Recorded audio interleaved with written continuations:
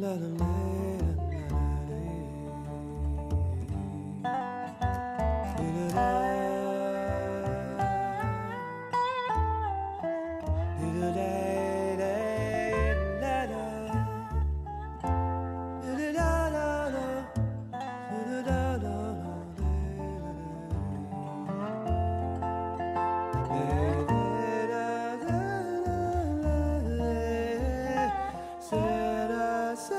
la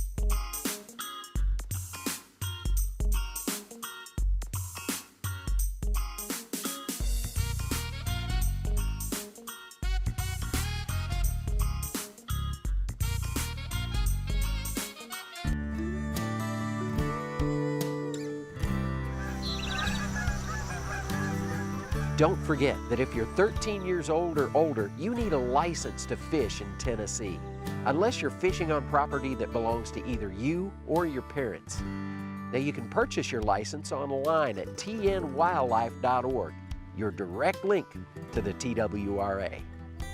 This week on Tennessee Outdoor Journal, we'll start off with Archery 101, practice techniques. You don't punch the trigger, you ease the trigger. Today we're going to talk about the Ned rig. It came on the scene a couple years ago. Next up, the real secrets of the Ned rig. Tie that on, cast it. And we'll finish off with a drop the tailgate at Laurel Hill Wildlife Management Area. A bunch of trees. How have you worked to improve habitat on this property?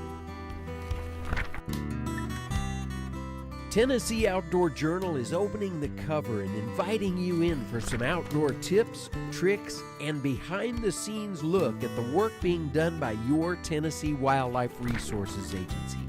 Let's turn the page. What kind of legacy will we leave when our days upon this earth are gone? Tell me who will carry on this work that we've begun, care enough to be the keeper of the dream. Thanks for joining us on this episode of Tennessee Outdoor Journal.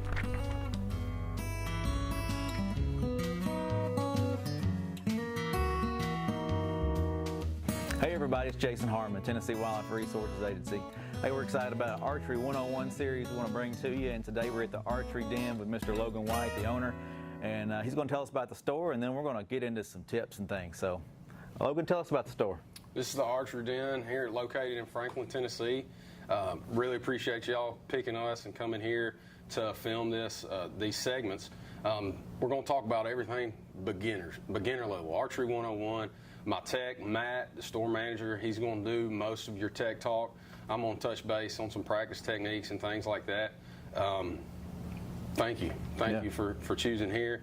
Again, any issues you have with a bow, we can work on here. We can fix them. Matt is great at his job, so bring him in. Let us fix it for you. Let us get you back out on the range, back in the woods. Awesome. Yeah, this is an awesome store. It's pretty cool to come check it out. So, Logan, what's the number one thing that you do before the season starts? Practice. Fortunately enough, owning the archery shop and being an avid bow hunter, I shoot year-round. But practice is the most important. If you're not familiar with that bow, you're going to wound one or miss. Well, one thing that's awesome about the store is you have a range in-house. So let's go check it out and show them a few practice techniques. Absolutely. All right, so we're in the range here. As you can see behind us, there's a lot of bows on the wall being worked on, getting tuned up for the season. Matt does great work on those, but Logan's got one in hand. He's going to show us what he does to get ready for the season. So take away. So the first thing for beginner level archery is don't stretch your distance. You know, stay close, stay 10, 20 yards, and you want to work mainly on technique.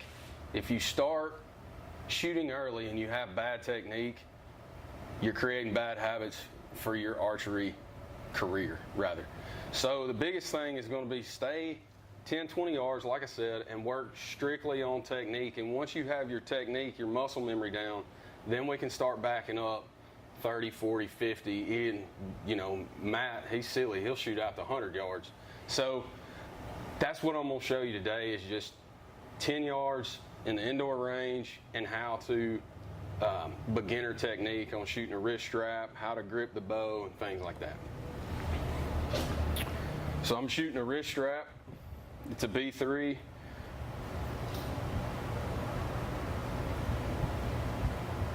We're going to shoot the Matthews bow, the VXR 31.5. So the first thing I do is I get parallel to the target. So my front shoulder is pointing downrange. I'm right-handed, so it'd be my left shoulder downrange. My feet, my front foot, the toes are at the balls of my feet, right at shoulder width, maybe a little inside of shoulder width apart. I thought I knew a lot about shooting, and then I went and took a lesson with Mike Hudson, and the first thing he changed on me was my feet. So that's key for me. I always check my feet now. So then we come up like we're going to draw. I like to come high and bring my bow down into the target. Once we get it drawn back, we bend the elbow and the front hand. See how my fingers are loose? They're not gripping the bow, they're not gripping the release. Everything's relaxed. All the weight of the bow is going to be held between my shoulder blades. So I come up to my anchor point, I ease my finger down on the trigger. I don't slap the trigger, I don't lay it down real hard. The triggers on releases are softer than on a gun. So you got to keep that in mind. You just want to ease it on, and once you find your dot, you don't punch the trigger. You ease the trigger, and as you're easing the trigger, you're driving this elbow back. When the bow goes off, it should surprise you. Long range shooters, gun shooters, they tell you the same thing. It's the same thing with a bow. So, there you have it. Logan, just recap for them. What are the things you need to remember? Muscle memory, things like that, feet, hands, tell them what they need to know. So for me, it's a mental checklist. A lot of bow shooters listen to Joe Rogan, Cam Haynes. They have a mental checklist they go off of before every shot. Mine, it starts with my feet. My feet have got to be right. My front foot, the balls of my feet, a little inside shoulder width apart. This stance for me, I've done it on every tree stand I've been in, and it's been fine. Now, yeah, there's times we got to sit tight and here and there. For the most part, I'm good. The second thing is going to be keep your fingers relaxed. You know, everything's just, because if this finger is tight, it's going to make this finger tight. That's going to move your trigger. It's going to move your pressure on the string one way or the other. It's the same in the grip of the bow. Your hand has to be relaxed. You're holding that bow in the V of your hand, so just have it there and just relax your fingers. Like I said, I come from top to bottom. I hit my anchor spot. That's hit your anchor spot, mental note, muscle memory. You hit that anchor spot every time. And you'll learn that. You'll learn what that is. You'll learn all that. And then we offer lessons here for a beginner. So if you're unsure, the first few, you know, when you first get a bow, come by, set up a lesson, me and Matt, we can go through all of that with you. When you leave here, you've got good baseline fundamentals to work with and start extending your range. Awesome. All right, well, there you go. Archery 101, practice techniques. Go out there and get ready for the season. Hey everybody, Jason Holland with Jason Holland Fishing, here bringing you the real secrets on the Ned rig.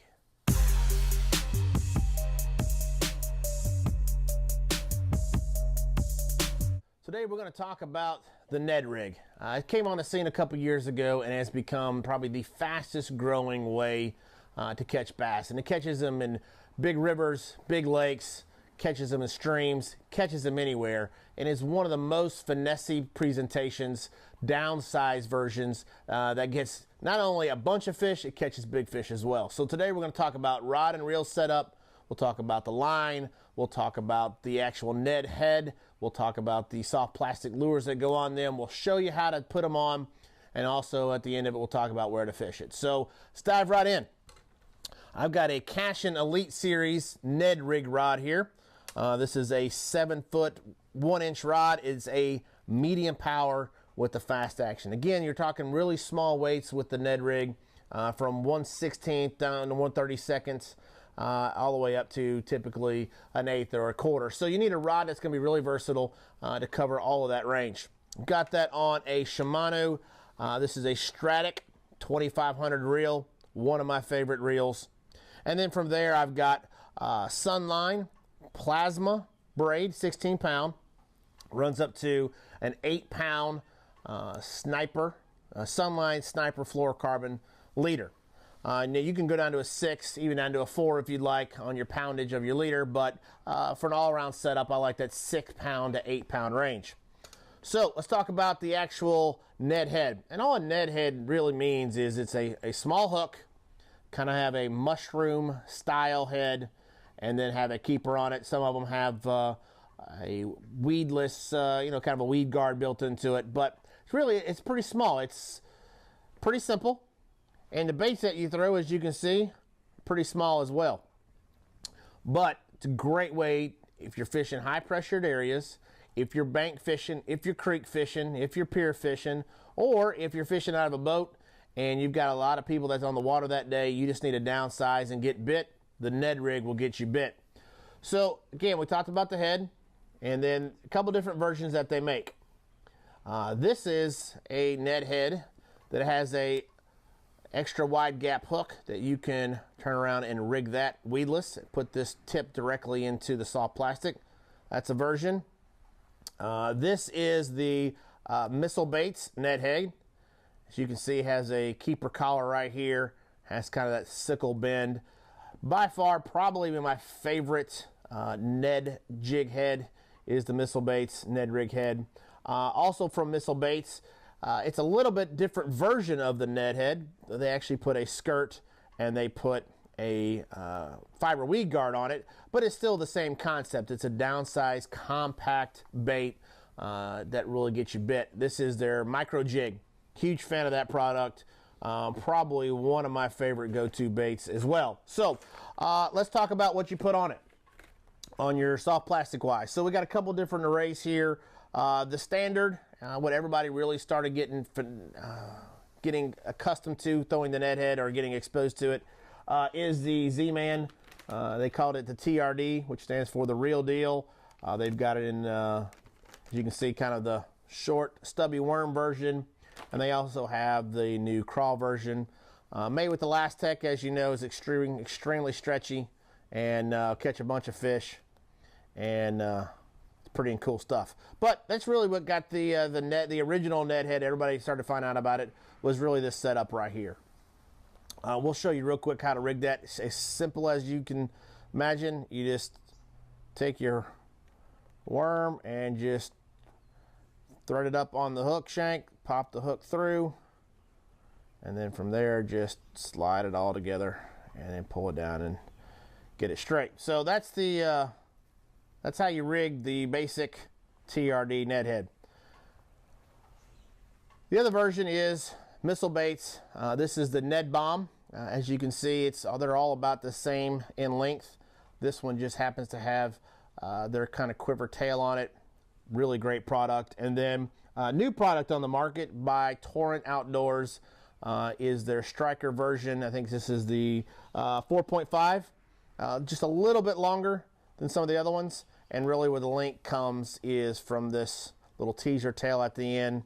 Really loving this bait. What's really cool is it's thick here, so you've got really good plastic to put your hook through. But here, it's got this rib version that puts off a lot of bubbles and helps you get more bites. So real quick, we'll talk about, we showed you on the original TRD. I'll show you on the Missile Baits Ned head and their Ned Bomb. Again, pretty straightforward. Go right in the middle of your bait. Take your time. Make sure you get it straight. And then from there, all you're going to do is just pop that out and just keep sliding it up the shank of your hook. Make sure you get it past that collar there, and there you go. Make sure it's straight. Tie that on. Cast it. Now here's the next part of it is where do you throw it? And I say this not necessarily joking, but you really throw it anywhere. Only thing you got to remember is, in this version, you have an exposed hook, so keep that in mind. There are some other ones that have some weed guards on it, but just remember you got an exposed hook. But if you need to get bit, rock around limbs, around brush on the edge of that, on the grass line edges, around docks, any structure that's in the water, again, you've got this scaled down version that bass, it's not intimidating to eat. It's not a real big meal for them to eat. They can just pick it up real quick and go. Get your Ned rig. Check them out. I promise you, you will catch fish where most times that you're struggling, the Ned head will get you bit. Thanks again for joining us. Jason Holland with Jason Holland Fishing. Make sure you come out and check out my social media platforms. We got some more tips and tricks. Thanks to the TWRA for allowing me to come in and bring you the real secrets of the Ned rig. Thanks, guys. We'll see you next time.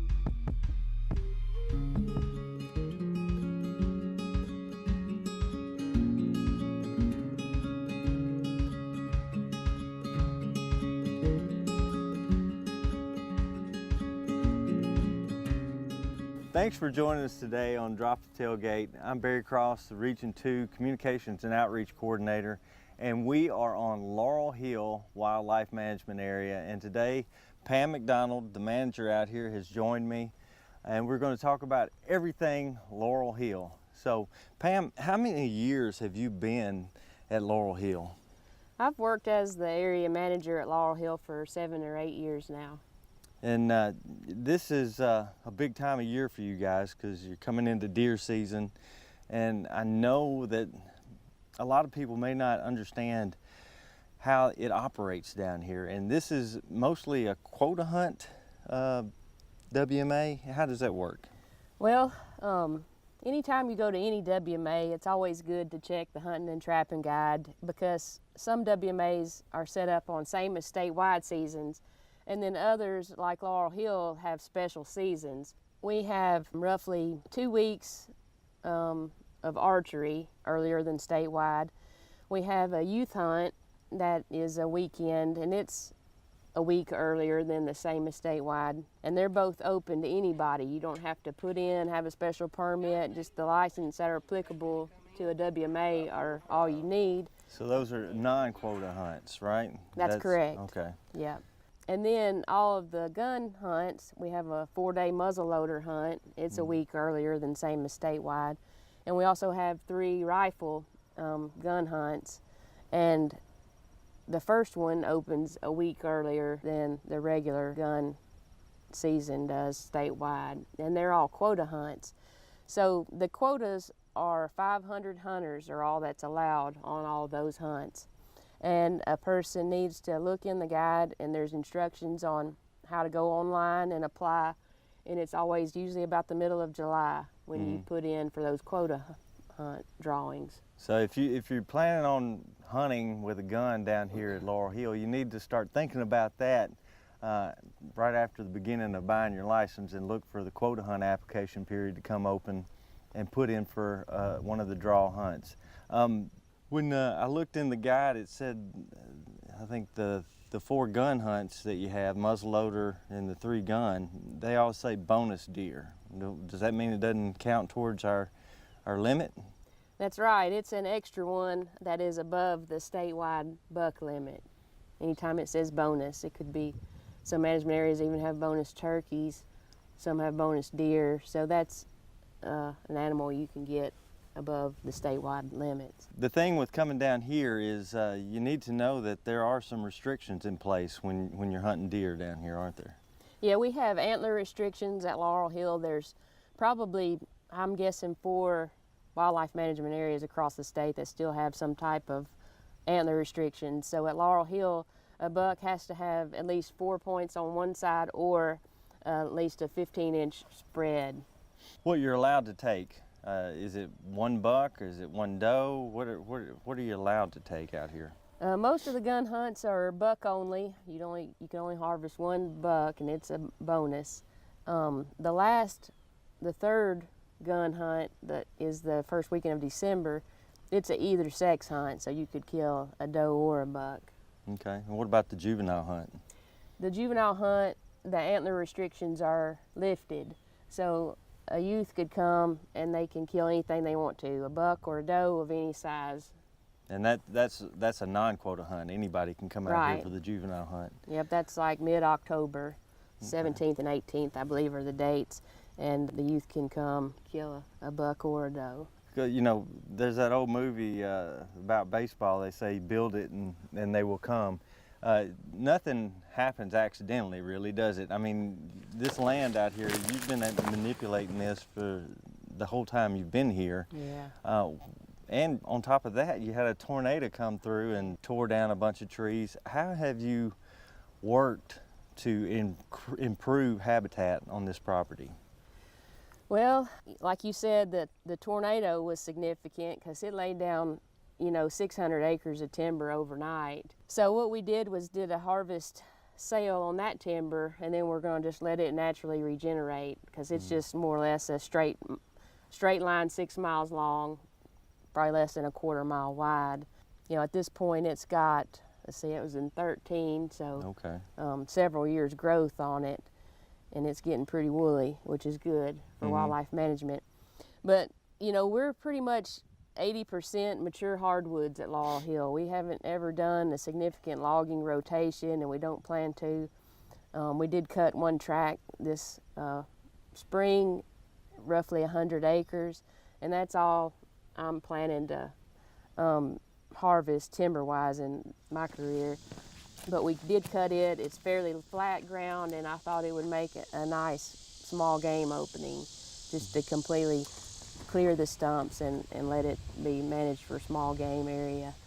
But then as far as the rest of the land, you know, with these wet summers that we've been having, we've got probably 2,000 acres at least of open ground, and every 3 years you've got to do something to it or it just grows back, you know, it gets too woody and too big that you'd have to get a dozer in it to manage it. So you have to burn it, disc it, something to keep the trees from getting too big on you that you can't handle it. Yeah. And you mentioned small game. There's a lot of small game opportunities out here. I know you can squirrel hunt and rabbit hunt, but there's even quail. Yeah, we have a fair amount of quail, but Laurel Hill was initially set up to be a small game management area. So that's another bonus to me of having the quota hunt system, because people can come out here and squirrel or rabbit hunt, and they don't have to worry about making a deer hunter mad because a pack of dogs has run under his stand, you know. So there's just those 4 weekend gun hunts, and the rest of the time the small game hunters can do what they want to hunting wise. So that's kind of a win-win. The hunts are earlier, which lets people get out in the woods earlier than, say, my statewide season, so the deer hunters like that. And then the small game hunters like it because, you know, it's not like they're going to make anybody mad by trying to do what they enjoy. Yeah, and you know, on top of that, you're talking about hunting, but when you think about an area like this, there's a lot more opportunity out here. I know you have some horse trails. How does that work with the big game hunting? And well, we do have 30 miles of horse trails, and they can ride any time that there's not a big game season going on. So as long as there's not a deer or a turkey season, they can ride.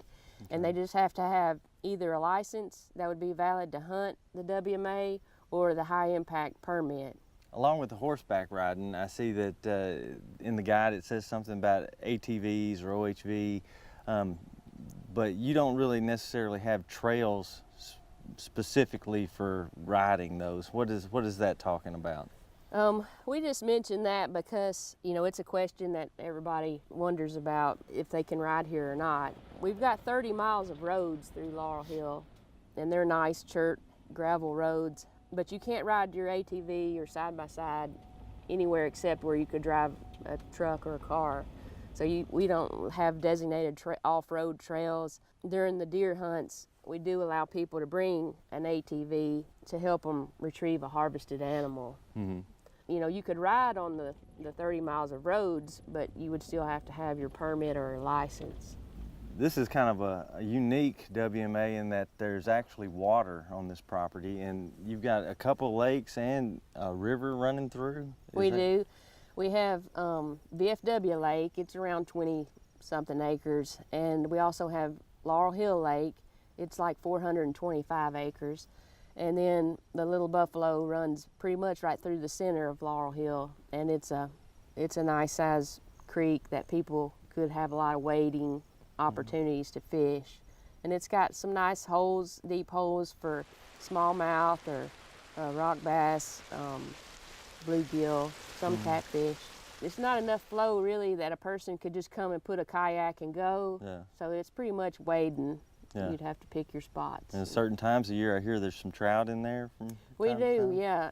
They do the trout stocking. I think they call it the spring or summer trout stocking because it starts in like February or March and goes all the way to the first week of June. So it's a cold river. Yeah. Yeah.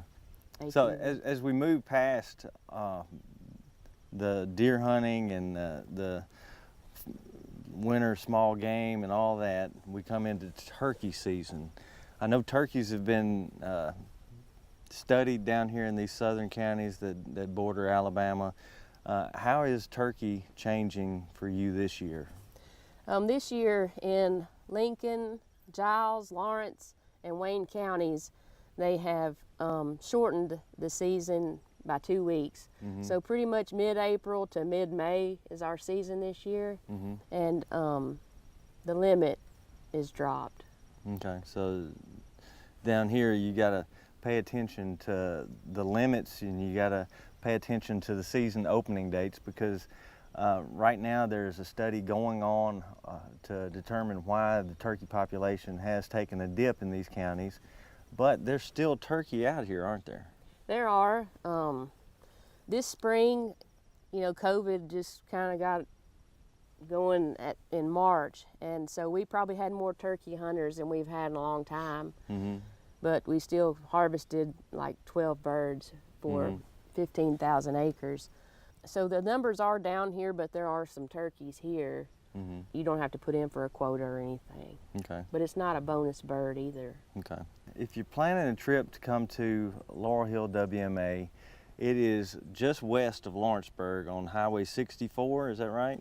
Well, it's kind of the corner between the Natchez Trace Parkway, Turnpike, and Napier Road, that northwest corner of Lawrence County. And we do have some campgrounds as well, primarily for hunters and fishermen, but there's 3 primitive campgrounds that people can come and stay. Okay, and like we said, the deer hunts this year, if you hadn't already gotten your quota permit to hunt it, you're out of luck this year, but be sure and look for the quota application period this summer. If you want to come down and small game hunt, there's plenty of opportunity for squirrel, rabbit, there's some quail. You can run your dogs, have a good day. Do they have to stop hunting like a day before the big game hunts, or? Just at sunset the day before. Okay. And great place, lots of places to run around. So it's another WMA you can check out. If there are any questions that we didn't answer, go to the hunting guide and look in there and see if that helps any. If not, give us a call.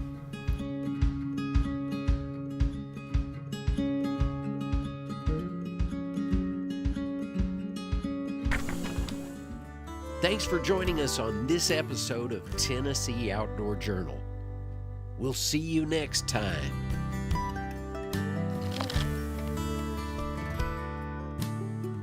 Tennessee Outdoor Journal is produced by your Tennessee Wildlife Resources Agency. Hi, I'm Tracy Lawrence, just letting you know that the Tennessee Wildlife Resources Agency supports itself and manages all of the state's wildlife with the dollars invested by hunters and fishermen when they buy licenses. If you've never bought a license, but appreciate the abundant wildlife we enjoy in this state, I encourage you to do it. Start with the Type 01. It's a great investment in Tennessee wildlife. Learn more at tnwildlife.org. Buy your license today at GoOutdoorsTennessee.com.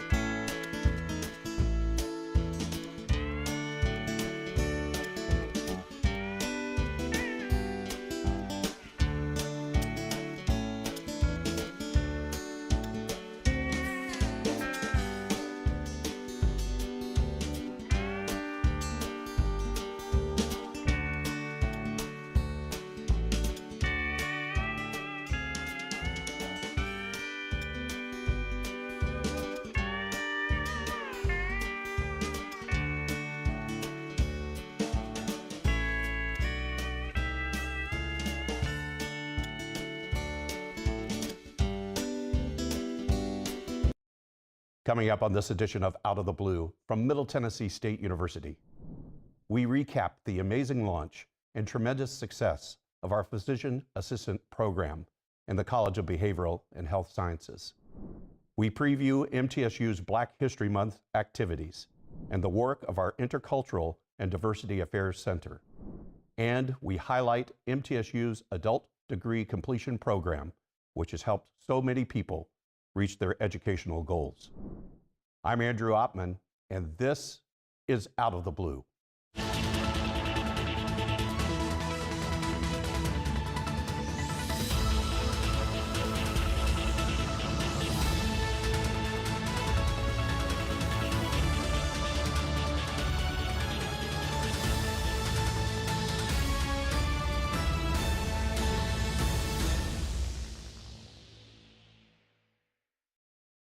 Welcome to Out of the Blue. I'm Andrew Oppman.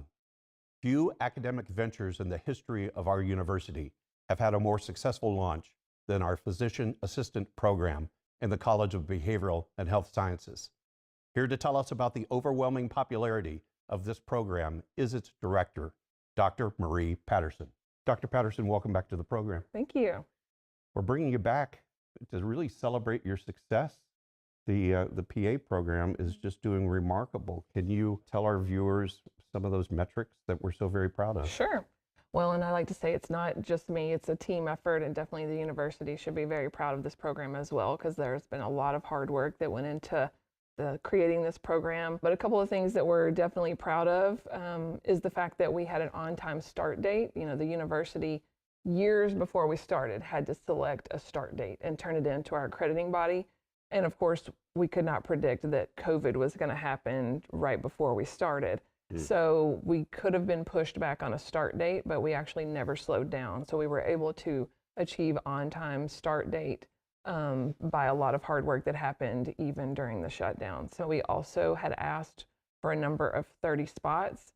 And if we had not done our due diligence and secured, enough clinical rotations, we would not have been approved for 30, and we were approved for the number that we had requested. So, just from the very beginning, that was a very positive thing that we were able to achieve. Overcoming so very much that really was a detriment in so many other areas, you were able to persist and make that happen, which is a remarkable achievement. So 30 slots, a lot of people applying for those 30 slots. Talk about those numbers. Right. So the first year, and again, people didn't really know we existed. COVID kind of threw a wrench into a lot of the things that you want to do and host to kind of market your program. So we were still able to get close to 500 for 30 spots in our first year. And this second cycle, we were almost at 900. Wow. So for 30 spots. Wow. We were talking before the program started how I wish it was possible just to flick a switch and we'd have more than 30. But the reason why that's a challenge is because of the quality and the rigor of the program. Explain what those rotations mean. Right. So the second part of our curriculum is what we call the clinical year, and that our accrediting body requires 7 rotations, and then we do allow for an elective. So there is some selection process by our students for that one. But all of our students are required to do the 7, and they're in 7 different fields. When we say rotation, we're actually talking about a professional experience. Yes. Where I, as a student, will enter into a healthcare environment, seeing, interacting, working with healthcare professionals, but also patients, right? Correct. Yes. So it's a 6-week immersive experience. So whatever their schedule is like, that's what their schedule. So if they're a hospitalist and they're 7 on, 7 off, then our students are working 7 12-hour shifts in a row, and that's what they're doing. If it's a situation where they're with somebody who's on call, they're also on call. And so they follow whatever full-time schedule the preceptor has for that 6-week experience. And yes, they do have hands-on patient care, they're doing procedures, they're doing the physical exam, all of those things while they're students on these rotations. And that allows the varied rotations, allows them to maybe make some career decisions, right? Yes. This is what I'd like to do. So you've mentioned a few of them, but what are some of those ranges of those experiences? So PAs are trained as generalists. We don't specialize. So a lot of those 7 are chosen to kind of cover all the basis of generalist medicine. So you've got family practice, internal medicine, pediatrics, emergency medicine, surgery, women's health, mental health, And so those are some of the 7 required rotations. And then you do have an elective. So if somebody is starting to get an idea of, I think I would like to be in this specialty, or maybe I would like another family practice rotation to see if that's where I want to be, then they get some choice in the elective. What are the things that you look for as someone that has to go through all of these applications? What's the thing that you admire and gets you It's a to very stand out? difficult process, and every school is different. We kind of value the fact that we have a holistic process built in. So it is not strictly GPA focused, or a lot of schools require the GRE. We do not.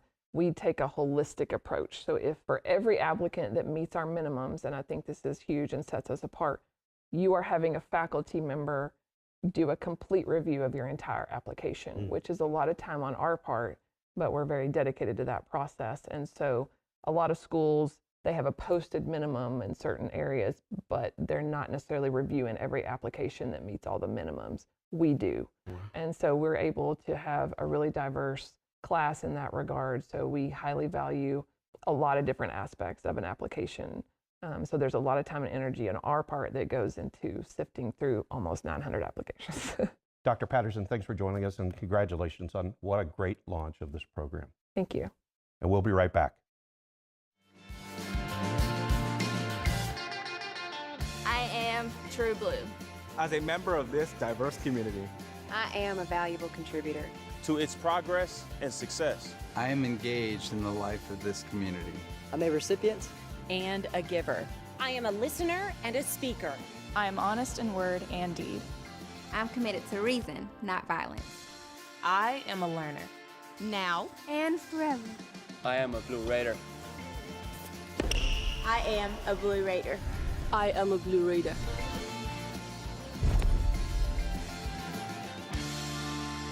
True Blue. Do you want more from your college experience? At Middle Tennessee State University, that's exactly what you get. More majors, more opportunities, more guaranteed scholarships. Up to $32,000 over 4 years. MTSU, Tennessee's University of Opportunities. The Jennings A. Jones College of Business at Middle Tennessee State University is the #1 producer of business talent in the greater Nashville area. Our nationally ranked programs and state-of-the-art facilities offer a world-class education at an affordable price. The exclusive partnership of Jones College with Dale Carnegie Training Worldwide equips our graduates with the soft skills they need to succeed. Jones College of Business. It delivers an education for the real world.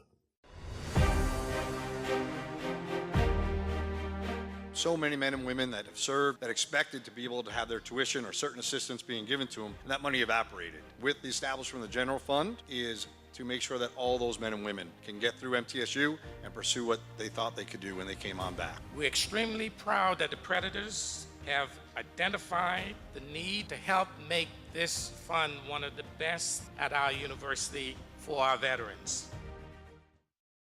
Welcome back to Out of the Blue. I'm Andrew Ottman. MTSU celebrates Black History Month in February with a wide selection of events on our campus. Danielle Rochelle, Director of our Intercultural and Diversity Affairs Center, gives us a preview of the month and the work of her center throughout the year. Danielle, welcome to the program. Thank you for having me. We're glad to have you for the first time on Out of the Blue. Yeah. So you're new in your position. So let's talk for a minute about exactly, if I'm a brand new student, brand new parent of a student, what is Intercultural and Diversity Affairs? What do you offer? What are the services you provide? What are the activities you host? So I think the easiest thing for me to explain for Intercultural and Diversity Affairs is our space. A lot of students don't really know why our space is there, how they can use it, and who it's for. And so what I always tell students when they come in is that the space is for them. We're going to talk about Black History Month in just a second, but you offer events throughout the year, right? What are some of those events do you offer? So typically in the fall semester, we offer our Rep Your Roots talent show. We have our Hispanic Culture Night. A lot of those events that we've had in the past, I'm also planning to expand. And so I'm always looking to work with other student organizations and other departments on campus to make our events bigger and better, or to add on to what we're already doing. Which is great. Two very popular events. Black History Month, this is the month of February we're in right now, and you're already off and running. But let's begin with the place to find them all. Where do I go on the web to find out what's scheduled? Online, you can go to mtsu.edu/AAHM for African American History Month. There's a list of our events. There's so many events. We could spend the whole program, all 30 minutes, on everything you're planning, but there are certain things that are tradition at MTSU, and always the annual Unity Luncheon is one of those, 27th year. Can you talk a little bit about that? Yes. So this month we are hosting our 27th annual Unity Luncheon, my very first Unity Luncheon that I'm planning. I've been a part of the Black History Month committee for several years, but this is the first time that I'm in that lead role. So we're gonna have J.B. Smiley Jr. He is a Memphis City Councilman as well as an attorney from Memphis, Tennessee, and he's gonna be speaking during the luncheon, and we're going to honor our unsung community heroes as well as an unsung staff. Very popular and very looked forward to by members of the MTSU community. Oh, absolutely. I think the reputation of this event has been mind-blowing for me to kind of see the ticket sale side of things. Because I was nervous going into it, to be totally honest, but the support of this campus has been outstanding. And so it was one thing that those nerves went out the window immediately. And the date for the Unity event is? Unity Luncheon is going to be February 8th. February 8th. We've got several student highlight events as well, and Showtime at the Apollo always gets a lot of attention. Can you talk a little bit about that? So Showtime at the Apollo this month is going to be at Tucker Theater, which I think offers a really great space for students to showcase their talents on a stage. And this one, it's a very high energy event for students because they get to interact with the performers. The performers are interacting with the crowd. We're gonna have judges who are there to make sure students get their awards for their talents. Just a really great high energy. It's amazing. But you've also got the Elegance Gala. Can you describe that for our viewers? Yes, so the Elegance Gala, originally it was a sneaker ball, but through some student feedback, they wanted it to be a 100% formal event, which I think would be great for students who may have missed out on their formals in high school because of COVID. And so I'm really excited because it's always nice to have an excuse to dress up and go out. You know, everybody loves that. So, okay, let's not get too far away. The dates for the gala is? The gala is going to be on February 17th. Okay, and Showtime at the Apollo? It's going to be on February 23rd. That's good. You're passing the pop quiz. This is great. There are several prominent speakers throughout the month, and one fairly recent addition to the roster. Can you just talk about our new friend? Yes, one of the speakers that's a surprise, but an exciting surprise, is Dr. Cornell West. He will be here on February 24th. That's incredible. Nationally known. We're honored to have him on campus, but you've got several other speakers as well. Yes, absolutely. Although Dr. Cornell West is a great treasure to have on campus, he was not originally identified as our keynote speaker, but he's going to be a part of a mini-series, is what I'll call it. He will be the Friday before our keynote speaker, Ilyasa Shabazz, on that following Monday, February 27th. And of course, the daughter of the late Malcolm X and Betty Shabazz. So that's very, very appropriate as a keynote speaker. Talk about those kind of opportunities for collaboration. What's your vision of that? How you would like to see the center more involved in those existing events? So one of the things that we've worked really hard with doing is making sure our student organizations are involved. Because although I trust my instincts, I don't always know what younger students want to see happen on campus. And so one of the student highlight events, the Black Elegance Gala, we're going to have the Black Student Union help out with that event as well to make sure that they're pulling in those student components that they want to see happen, as well as panel discussions that they came up with entirely on their own. Good.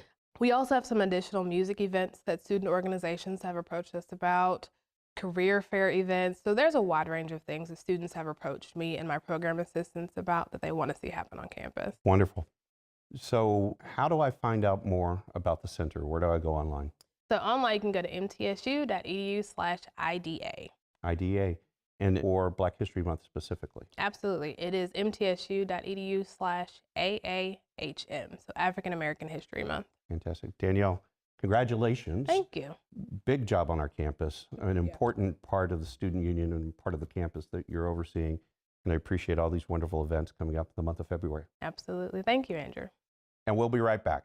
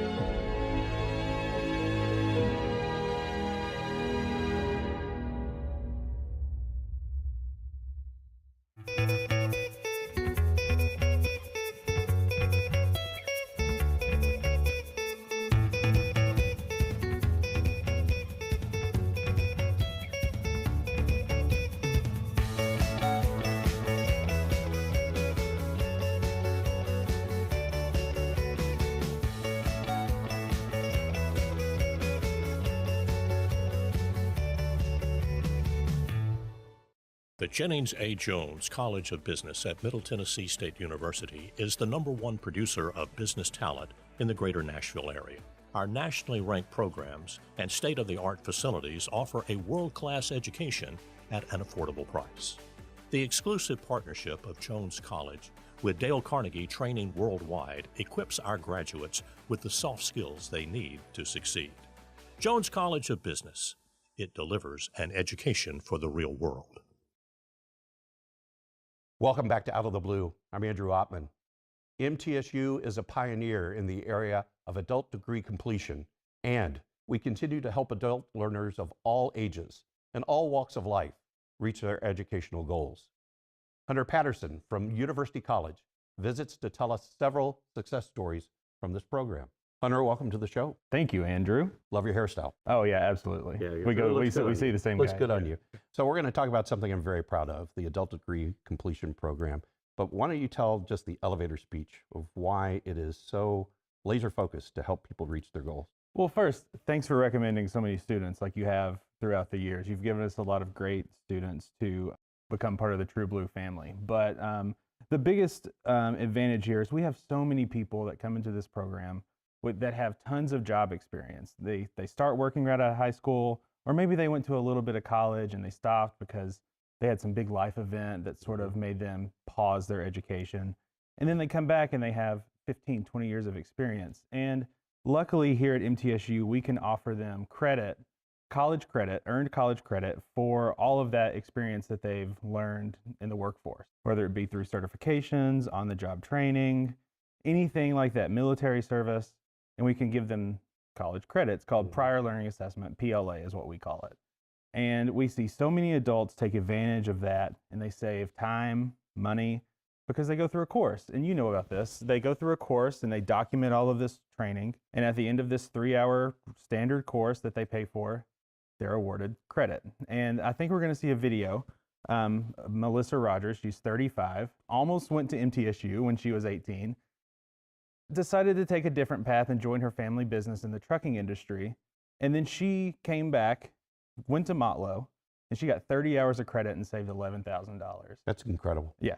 So she has a 10-year-old son. She was able to balance all that out. Obviously, saving 30 hours of class time was huge for her because she's a single mom working. She's a VP of a company. She has huge responsibilities, and she wanted to get that degree just because she set a goal for herself when she was 18. That's great. And we're able to help people like that out every single day. That's great. Well, let's hear her story.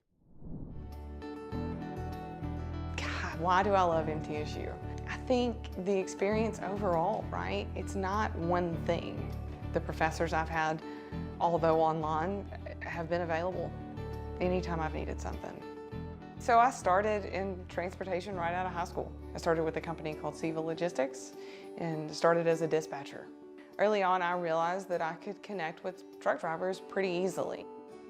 I do not have the type of career that I can take 2 or 3 hours out of the middle of the day to go to a class. That was the game changer in it all, and what really kind of accelerated my path at MTSU was I was able to get 30 hours through the PLA. It's a program that you can take your work experience and applies credit hours for MTSU. It is a lot of work. It's labor intensive to go through and build out your portfolio.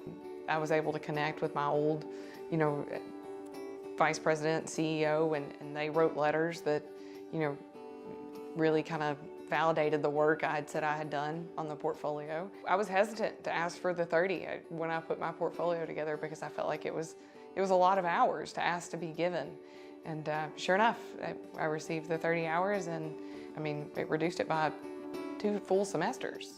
So I originally started back in school in 2014, and I probably had maybe 24 hours, but MTSU was always the goal for me. As an adult, am I still capable of learning in a classroom environment? That obstacle was probably the hardest of all of them, was just, can I do this as a working adult with a family and commitments and a house? So I think the biggest thing is to stay well organized. You can't let it go any one day, right? You don't have to think about all 120 hours today. It's truly one step at a time. We can do more than we think we can. For my son to see me finish this and see this through has been a big win. And I hear these people talk, and they'll talk about how their kids were super supportive when they went back to school. That was not my experience. He complained a lot. But you know, as I've gotten closer to the end, and when I filled out my intent to graduate, even he wanted to go with me to turn it in, right? Like, he has really gotten excited about the end of this journey. And you know, him seeing me do this as an adult, I think reiterates for me, and I hope it does for him, the importance of doing this now. As he finishes out his schooling and he's ready to choose a university, that he doesn't decide to put it off. I think it has been a really good experience for me to remember, because as we go through our careers, I think we forget this, is that we can do hard things. We always have a little more time than we think we have, and we always have a little bit more in us to give than we believe we do. Hunter, that's an inspiring story, and I know you've got many of those stories, but I want to pivot for a second, because one of the things that I admire so much about this program is that we've been very persistent and insistent going after students with some college credit and showing them how it's so possible through this program, the flexibility of online learning, how they can basically design some of the things that they're interested in pursuing in their course options, but taking that credit they have and pushing them across the finish line. So yeah, one of our main degrees is called integrated studies. It doesn't have a more specific name because the student can make it whatever they want. They can essentially build their own degree. The student comes to us and we ask them to give us 2 areas of emphasis that they choose with their advisor. Those areas of emphasis can be, you know, business and agriculture if they wanted. And they take a collection of classes from both of those, and they eventually graduate with a bachelor's in integrated studies. But so often, like you said, Andrew, we have these students come to us with 80, 90 hours of college credit, and then something happened, like they have children or they get a really great high-paying job. I talked to a female student last semester. Her name is Michelle, and she's 46 years old, been working since she was 18, but went to college, got 90 hours, had a kid, stopped going, and then she decided to come back, and she was looking around all over the place. And even though she lived in Murfreesboro, she was looking to see what fit best for her, and MTSU was one of the only places that accepted a bulk of her credits. Many college after college told her that she would have to almost start over because it had been 25 years since she attended a college class. At MTSU, she only had to retake like 1 English class. Wow. And then she was able to get in those core classes that she wanted, and she actually enrolled in our applied leadership program. And you actually know this one. We called a guy when he was at Bonnaroo. We didn't know that he was at Bonnaroo. We called him at Bonnaroo, and he answered the phone, and he was working. And we said, do you know you can graduate if you take these 2 classes? 2 classes. Yeah, and now he has a PhD, Yeah. like 3 years later. Yeah, it's one of the great stories from your college. It's insane, yeah. And he made a successful career. Always gnawed at him that he didn't have that completion. Yeah, we always say, you know, finish faster at MTSU, and it really is. I mean, we have accelerated courses. All of these courses are online in many cases. If you choose integrated studies, we try to help adults find those online classes so they can be flexible because they do have responsibility. Hunter, I know you've got a website. Yes. Where all of these questions are answered. Where do I find it? mtsu.edu/finish now. So if you want to finish your degree, just head to hunter.edu/finish now. That's great, and it takes you all the answers, takes you all the links you need to go further. Absolutely. Hunter, thanks for joining us, and congratulations. It's a great program, a real pride point of the university. Yeah. Thanks, Andrew. And this does wrap up this edition of Out of the Blue. A reminder, you can find news about the campus 24 hours a day by going to our website, mtsunews.com. You can also find additional special content on social media, Twitter, Facebook, Instagram, and TikTok. I'm Andrew Ottman, broadcasting from the Center for Educational Media. Stay safe, stay on course, and remain true blue.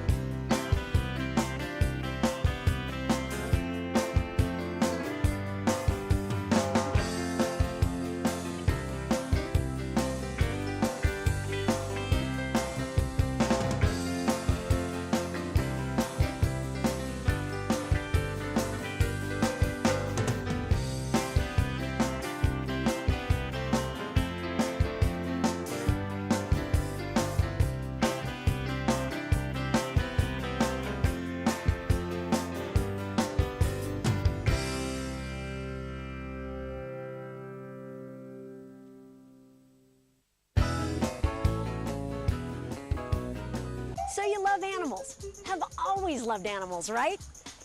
And you think you might want to devote your whole career life to working with them? It can be extremely rewarding, that's for sure. Can't it? And then again, there are those days.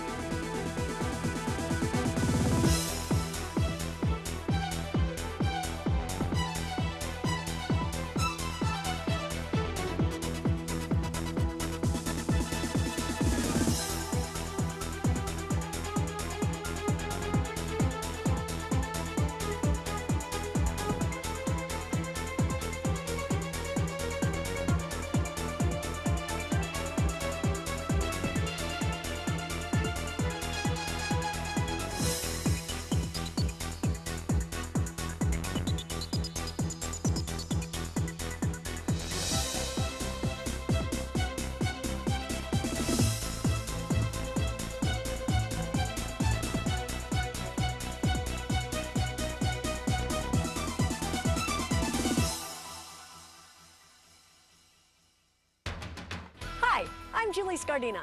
You know, I didn't set out to be an animal ambassador. In fact, that never even entered my mind.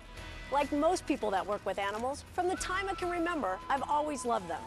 But believe it or not, what really made me decide I wanted to work with them was books. I loved the Tarzan series, and then I read all I could get my hands on about animal intelligence and communication. And Jane Goodall was one of my heroes. Throughout high school, I supported animal rescue organizations, and after I graduated, I attended Moore Park College in Los Angeles. Moore Park's also known as America's Teaching Zoo, and there I studied exotic animal training and management. And this program gave me a really varied background in animal training, care, handling, wildlife education, veterinary skills, and more. During college, I visited SeaWorld and knew that was where I wanted to work. I applied, was hired, and started out training pinnipeds at Sea Lion and Otter Stadium, and eventually worked with all the different animals throughout the entire park. Ultimately, I became SeaWorld of San Diego's curator of animal training, exposing me to every aspect of animal care in a zoological park setting. So how did I get from animal curator to animal ambassador? Well, I think it was definitely destiny. One of my roles at SeaWorld had been media spokesperson for the parks. More and more, conservation was becoming a very personal issue for me, and I became extremely passionate about animal habitat and preservation, as well as working with partners that support conservation. When the animal ambassador job was offered, I readily accepted. It gave me the opportunity to combine everything I loved and believed in. That's my story, but there are lots of others. So get ready to hear about some common and not so common jobs working with animals. Who knows? You might discover your own career path by the end of this program. And in the meantime, I'll turn it over to my colleague, Chuck Careau, who has a pretty unusual job himself. What do you mean, an unusual job? Doesn't everybody get to do what I get to do? Well, no question, I have a pretty cool job as a beluga whale trainer at SeaWorld. You know, working as an animal trainer is one of the most desired jobs at SeaWorld, and quite honestly, it's one of the toughest to get. Now, the competition is fierce, and once you make that first cut, well, the hands-on portion of the interview, it just gets tougher. Before I talk about the challenges of being a SeaWorld animal trainer, let me just say that it's definitely got its rewards. It's all about caring for animals while giving the general public some fun facts and a good time. So, if you're passionate about animals, here's what you need to do in order to qualify for an interview. You must be 18 years of age and scuba certified. You can't be shy about working in front of large groups of people because education and entertainment are a big part of a trainer's responsibility. A background in psychology or animal science is helpful, and strong swimming skills are absolutely essential. Check it out. You need to swim a 220-foot freestyle, 120 feet underwater, surface dive 24 feet, pick up a 5-pound weight and bring it to the surface, all in 72-degree salt water without a wetsuit. That's right, it's bathing suits only. Now, you might assume that animal trainers have it easy. Well, let's rethink that. It's not 9 to 5, it's not weekdays only, and it's not just about direct animal contact.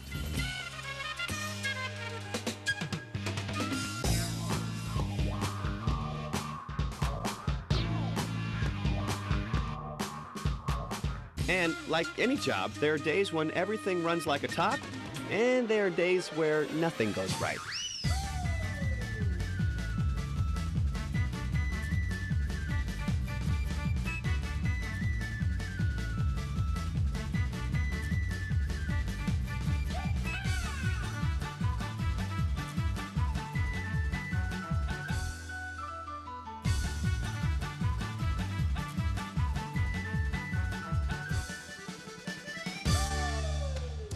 Good and bad, easy and tough, down and dirty. It's all in a day's work as a SeaWorld animal trainer, but the payoff's definitely worth it.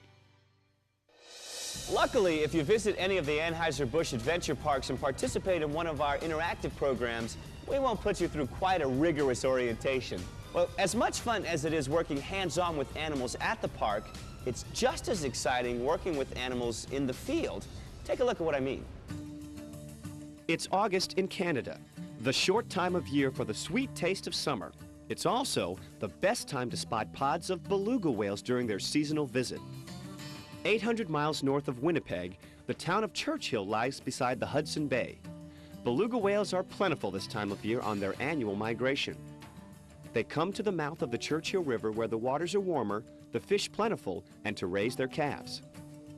It's a perfect opportunity to observe natural behaviors and patterns, at least for the time being. Unfortunately, very little is known about where the beluga whales go or what they do after they leave Churchill. Belugas are curious by nature, and you can see that they like to have fun with the camera as well as the boats. This lack of fear made them an easy target when hunting was allowed until the 1960s. Known as sea canaries, belugas are very vocal, and their audible sounds can be monitored and analyzed as a way of learning more about their communication patterns. There is still much to be learned about beluga whales, but researching their behaviors in their home waters allows us to take this information and incorporate it into our park habitats. When it comes to animals, nothing tops a hands-on interaction. One of our most popular activities at SeaWorld San Antonio is participating in a BIP, Beluga Interaction Program. Guests sign up for a BIP in advance, then attend a brief orientation and classroom training program on site where they learn what to expect when they get in the water with the whales. To touch them, to have them respond to me, to look in the eye that closely was something that was real special. It's the only place in the world you can do this. See what I mean? When it comes to animals, nothing tops a hands-on interaction.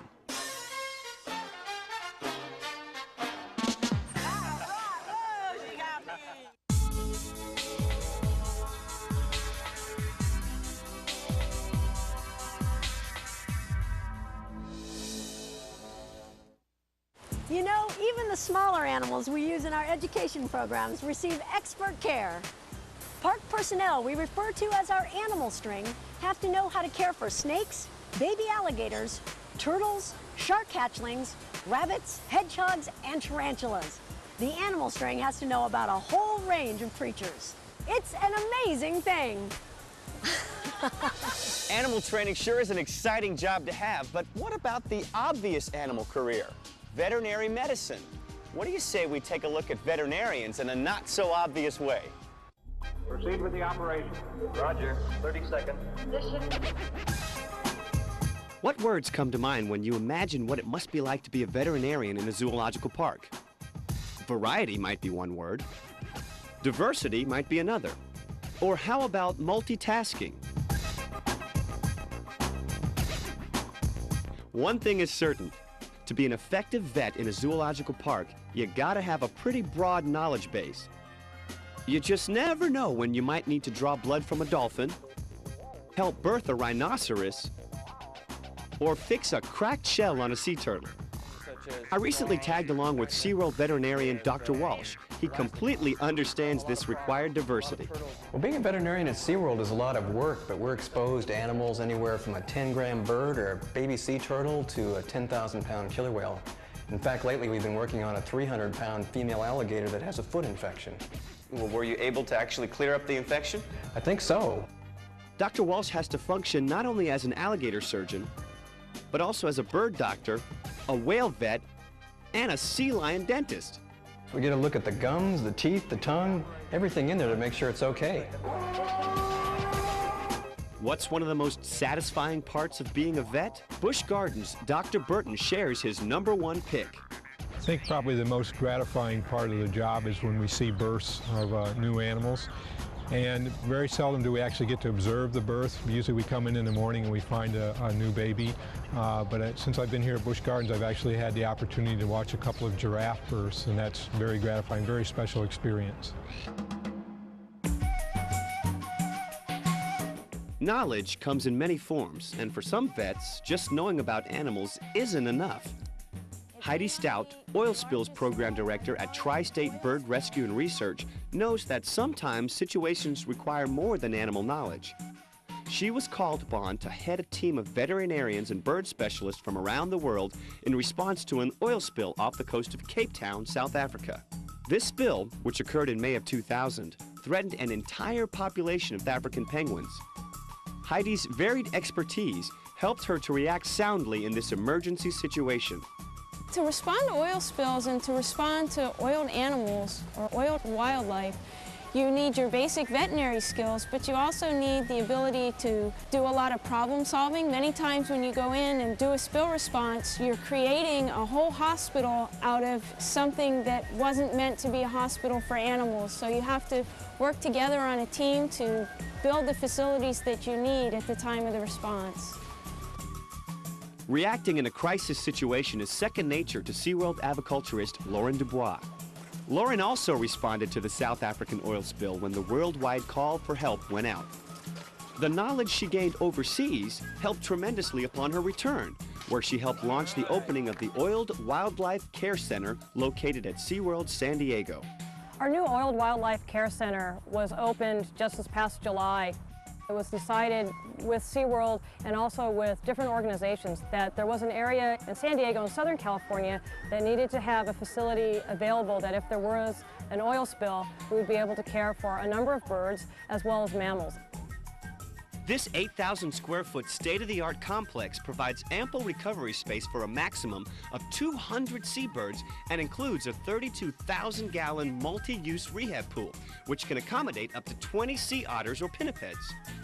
The Oiled Wildlife Care Center is set up to do everything for an animal during an oil spill, and that includes the intake procedures, evaluating the animal, washing the animal, whether it's a mammal or a bird, and also care for the animals and support before the animal would be able to be released.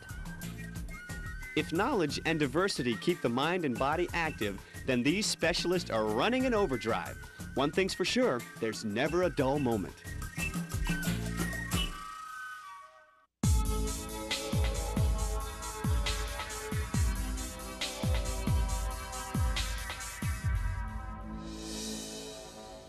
Maybe your science interest is combined with creativity. Well, I've got the job for you. Science writers research, write, and edit exhibit information, publications, curriculum material, program brochures, website content, you name it. Imagine, it's an amazing thing. We've looked at many animal-related jobs inside aquariums and zoological parks like SeaWorld and Busch Gardens, and it all looks like a lot of fun, and believe me, it really is. But did you know that these jobs play an important role in better understanding animals and their natural habitats? And the more we understand about animals and their surroundings, the more we can do to help protect and preserve them in their environments. Let's see how in-park work translates to out-of-park conservation. Busch Gardens Tampa conservation specialist Tina Goody recently spent a year in the African Congo studying western lowland gorillas in partnership with the Wildlife Conservation Society. She discusses the importance of research in the field. Field studies not only inspire people to learn more about their environment, but also it gives us a unique look at these animals that we see possibly in a zoo every day, and gives us a better idea of what we can do to give their homes at a zoo a more touch of reality, I guess, so they're happier. Field research is a two-way street. It not only supplies valuable information to bring back to a zoological park, but researchers can offer insight into animal conservation to indigenous communities. We've got a Clubby Bobo, which is working with the local kids, just teaching them to get more familiar with the animals in their own backyard so that they have a respect for them that they may not have had before. Working in the field isn't all glory. It takes a lot of guts, too. I miss people, my family and friends a lot, and also food. A lot of different types of food that aren't available in a national park in the middle of the Congo. No doubt, gathering information from the field is extremely important. But in order to maximize the value, spreading the message is crucial. If you have a desire, you can do it. It takes one person to make a difference. So if you want to do something in life, you go for it. Whether it's gorillas, birds, or reptiles, one thing is certain. There's no shortage of passion for the people who work with animals.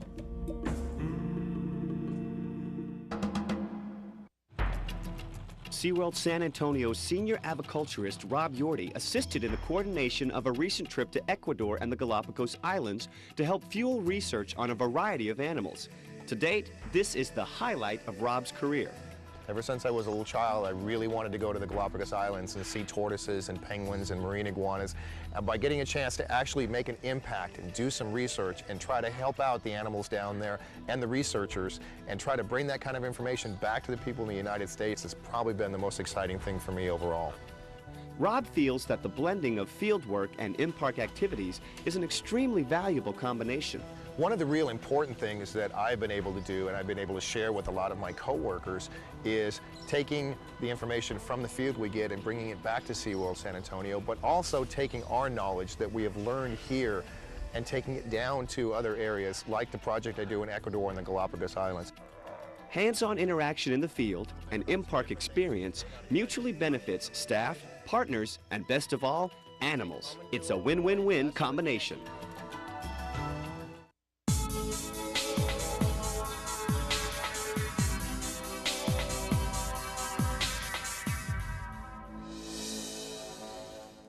So many mouths to feed. Food preparation is a vital part of caring for animals in a zoological park or aquarium.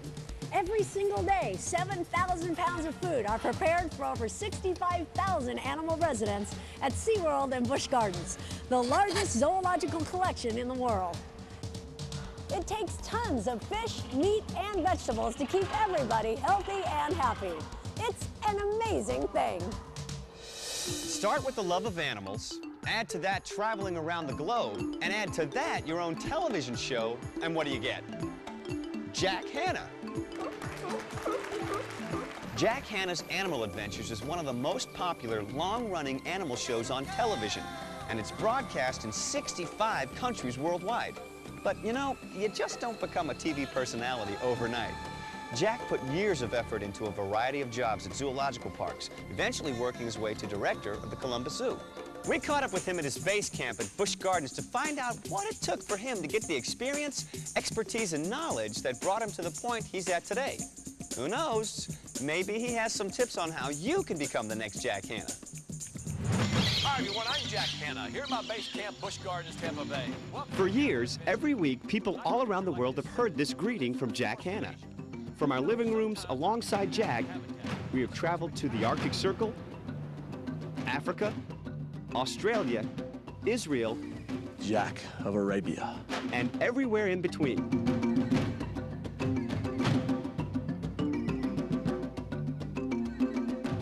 With a passion for animals, an unquenchable thirst for adventure, and a heart as big as his home state of Tennessee. You take care, all right? And you're gonna survive. Here? All right. Jack Hanna has made us misty-eyed with bittersweet tears and laughter. Jack successfully made the transition into television and is a master at knowing how to use the medium to reach many people. I'm Jack Hanna. I never really tried to get into television. It just came almost as an accident. In 1978, 79, I did a lot of local cable TV in Columbus, Ohio. In 1981, 82, we did a show called Hannah's Ark with my daughter. In 1983, we had twin gorillas born at the Columbus Zoo, and Good Morning America came there on ABC and wanted to cover their birth, which was one of the first in the world. And then they came back the next month to look at the gorillas, and from then on, I've been doing Good Morning America ever since for the last 18, 20 years. 1985, David Letterman started as a result of Good Morning America, so we've always done that show about once every 3 months. And so it's just one of those things that we try and reach different audiences in different ways to teach them about the animal world through the medium of television. Reaching people is a definite advantage of television. Being famous also has its benefits. But did you ever wonder if there's a downside to being Jack Hanna? Oh, man. Well, as far as television, the toughest thing would be traveling. We're on the road about 290 days a year. You're not with your family a lot, especially a lot of the guys that work on the show, the camera guys, sound, people, producers, are on the road a great deal. That's difficult for all of us. Time zones, for example, the sleeping patterns. You're 8 hours off a lot of times, 12 hours off sometimes. Eating certain foods is very difficult for a lot of us, depending on where we are. These all make for a difficult time. The thing about a difficult situation is you try and make a fun situation out of it. Jack has a great philosophy on making fun out of difficult times, but he's got an equally good philosophy on fear. I don't think I've ever been really afraid of an animal. You know, when you're working with rattlesnakes and things like that, you're very, very careful. You respect that animal. And if you don't respect the animal, then it's going to end up in you getting hurt.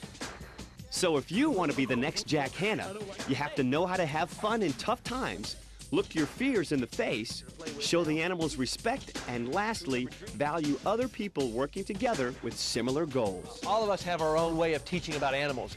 So my advice to the next Jack Hanna is work with everybody and try and teach in a fun and entertaining way where people can learn and learn quickly, because we don't have that much time to save a lot of these animals. Jack Hanna has a great career in front of the camera working with animals. But did you ever wonder who's behind the camera? The Nickerson brothers, Guy and Glenn, have a pretty cool animal-related job as cameramen for Jack's show. Oh, and Larry Elliston has traveled the world as Jack's producer. Come on, let's see what happens when we go behind the scenes. Come on. Guy and Glenn Nickerson share more than one common interest. They both love photography and animals.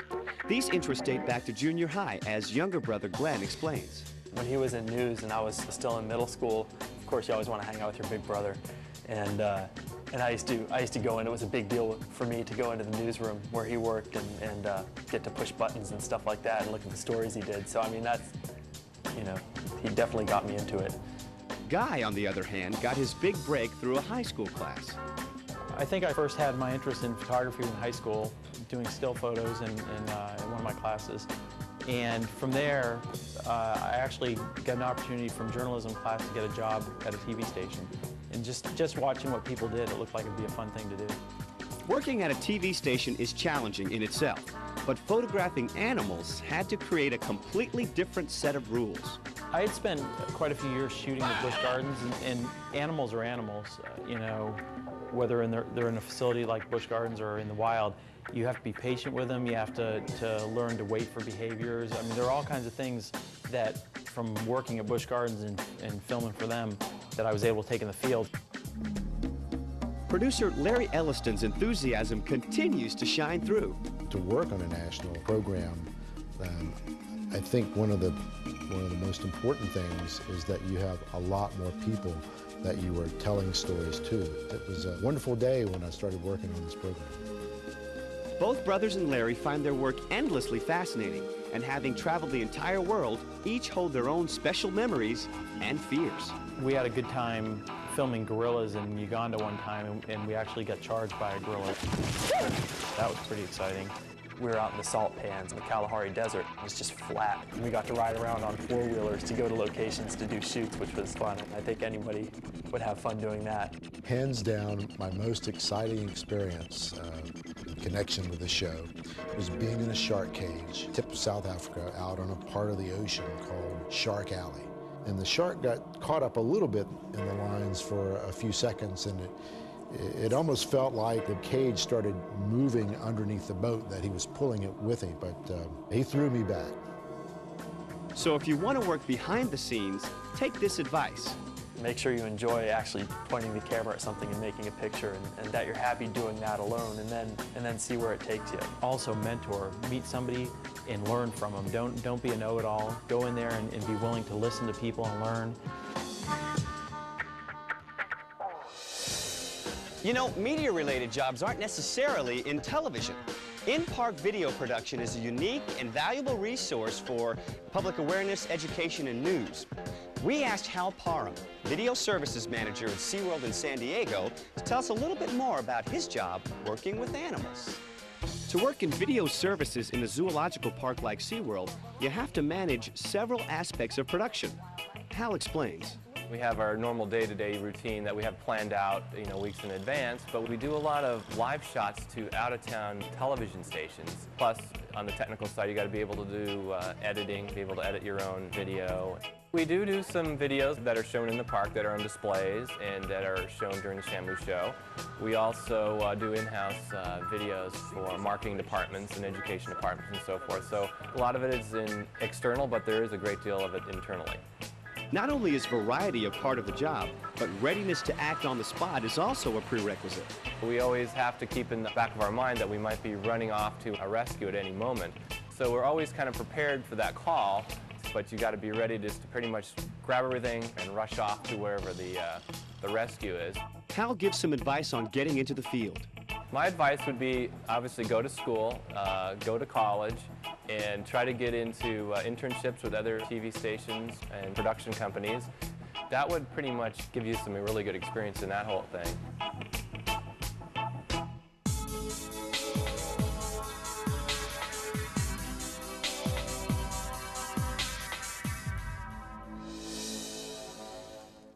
Shamu Stadium here at SeaWorld in San Diego holds 6.7 million gallons of water.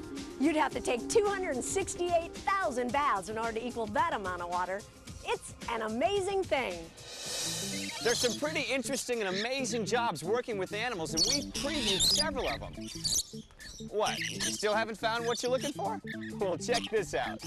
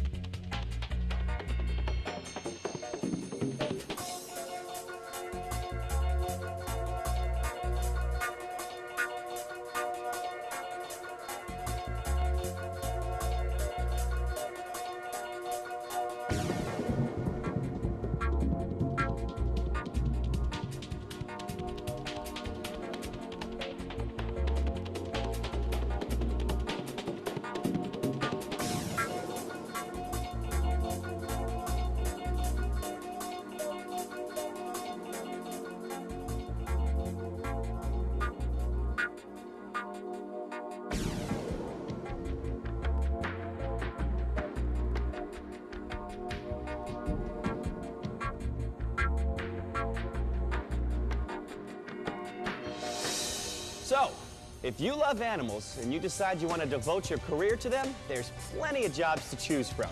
Working with animals can be extremely rewarding, from the closeness and trust you build in training or the joy you receive from caring for them, to the satisfaction you get knowing that you're helping save a species and raise awareness. On behalf of Anheuser-Busch, I'm Chuck Carreau, wishing you a future filled with fun and animals. You can get a taste of what it's like right now by attending Adventure Camp at SeaWorld or Busch Gardens. To find out more about Adventure Camp or careers working with animals, log on to our website at www.seaworld.org. And thanks for joining us, and best of luck in your own career choice.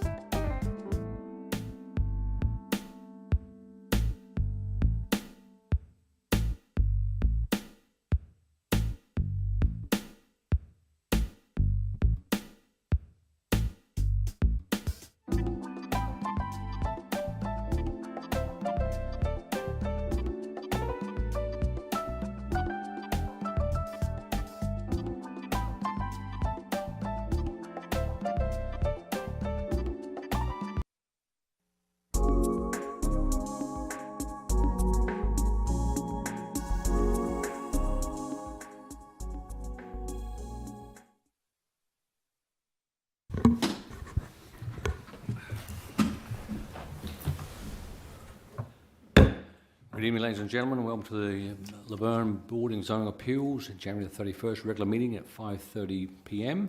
We do have a quorum. If you would, review the minutes from the November 29th, 2002 regular meeting and give me a recommendation or any changes that you may see.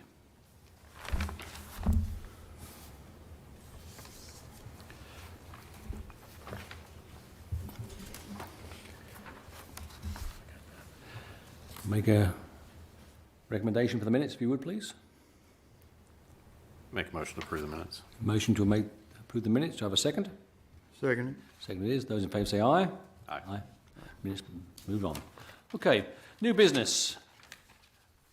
A request for a sign variance, property located at 342 Mason Road, tax map 17, parcel 7.08, I2 Heavy Industrial Zoning District, property owned by Mason Road Holdings South LLC. Mr. Logan, please.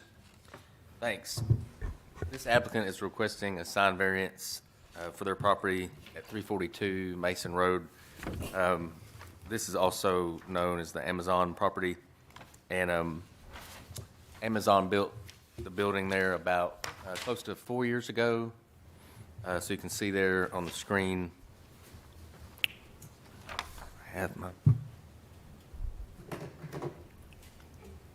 pointer here. So this property is outlined in blue, is 342 Mason Road. So Amazon built this facility in 2019, probably the middle of 2019. So they had been here a couple years ago for a sign variance for some of the building signs, and this request is actually for the parking lot areas where the vehicles park, and it's also for the dock areas where the larger trucks dock to the facility. And so zooming in here, you can see a better view of the building, and it's sort of a sea of asphalt to the north and northwest of the building. So that's where a lot of these signs are going, if you've seen in the packet on your plans. The bulk of these signs are in the parking lot, especially for the delivery vans that are in and out of the facility all day long. So on the zoning map, this area is pretty solid industrial. Heavy industrial is the dark blue color. And then out here on Waldron Road, the red color is C2, which is commercial. So here's some photos of the facility. So they were here in the last couple of years for a sign variance for some of these signs you see in front of the building. And this is one of the areas, you can see the vans to the left. So of course, because it's Amazon, there's many vehicles all the time entering and exiting and also driving around the site. This is another view of the property. This is looking at basically to the north. But you can see all these vans in the parking lot, pretty typical, what you'd expect. So in the packet, the sign plans that they submitted, they have 17 different panes that show the different signs that they're requesting. And a lot of these signs are directional signs, wayfinding signs. So this is the overview, kind of from 10,000 feet. And this is in your packets as well. So you can see where they've marked where they're putting all these signs. This is, some of these are for the docks on the actual building, but a lot of them are going out, way out in the parking areas, away from the building. And this is just an example. There's a lot of signs like this. Most of them are small, but you can see a lot of directions: no idling, turn off engine, no smoking area, all those things that are needed to run that many vehicles in a large facility. So, and by the way, some of these, if certain directional signs are allowed without going to BOZA, So if this was a McDonald's or a Chick-fil-A, there's certain directional signs that can be put up, like in and out of Kroger, but there's so many that staff felt it was a good idea that they go to Boza. And I believe that finishes the report. I'll be glad to answer any questions. Thanks. Thank you, Ms. Logan. Is there a representative here this evening? If you would step to the podium. Raise your right hand. Do you promise to tell the truth, the whole truth, and nothing but the truth to help you God? Yes. Please state your name and address for the record, please. Jenny Gosney, 10 Lee Avenue, Nashville, Tennessee. Thank you much. You have any comments on Mr. Logan's report? No, he covered everything. I can answer any questions you have. Do you have any questions from the board members who would like to ask the applicant? I have a question. Does a lot of this signage promote safety around the property? Yes, that's actually the intended purpose for most of the signage. It's directing the delivery vans where to go and where to park so that the facility can operate under a safer and more efficient environment. As well as pedestrian traffic? Yes. I have a couple of questions. Mm-hmm. So all these are all internal, meaning that they're all on site for the internal purpose. And there's two changes to existing monuments. What are they? What are the changes? So in the bottom middle here, that's what the monument sign will look like proposed. And I believe he had a picture of what is at the site currently, and it'll be changing that. Okay, so on that picture there behind, so Bo, go back to the pictures if you would, Bo. That one right there. Oh, that one, okay. Mm-hmm. So you're just changing the information on there for directions? Yes, it's just a modification for directions. Okay, good. All right. And all the signs are similar in style and yes. Text? The proposed design of like the monument sign very closely matches that one that you see on the screen. And are any of these signs lit, backlit? Nope, none are illuminated. All full daylight use. Good deal. Appreciate it. Any other questions? With that, I'll accept a motion to accept or deny the request for the sign variance. Make a motion to accept. A motion to accept. Do I have a second? Second. Second. All in favour say aye. Aye. Those opposed? Motion carries. Thank you very much. Thank you. With that item taken care of, we'll call this meeting adjourned. Thank you.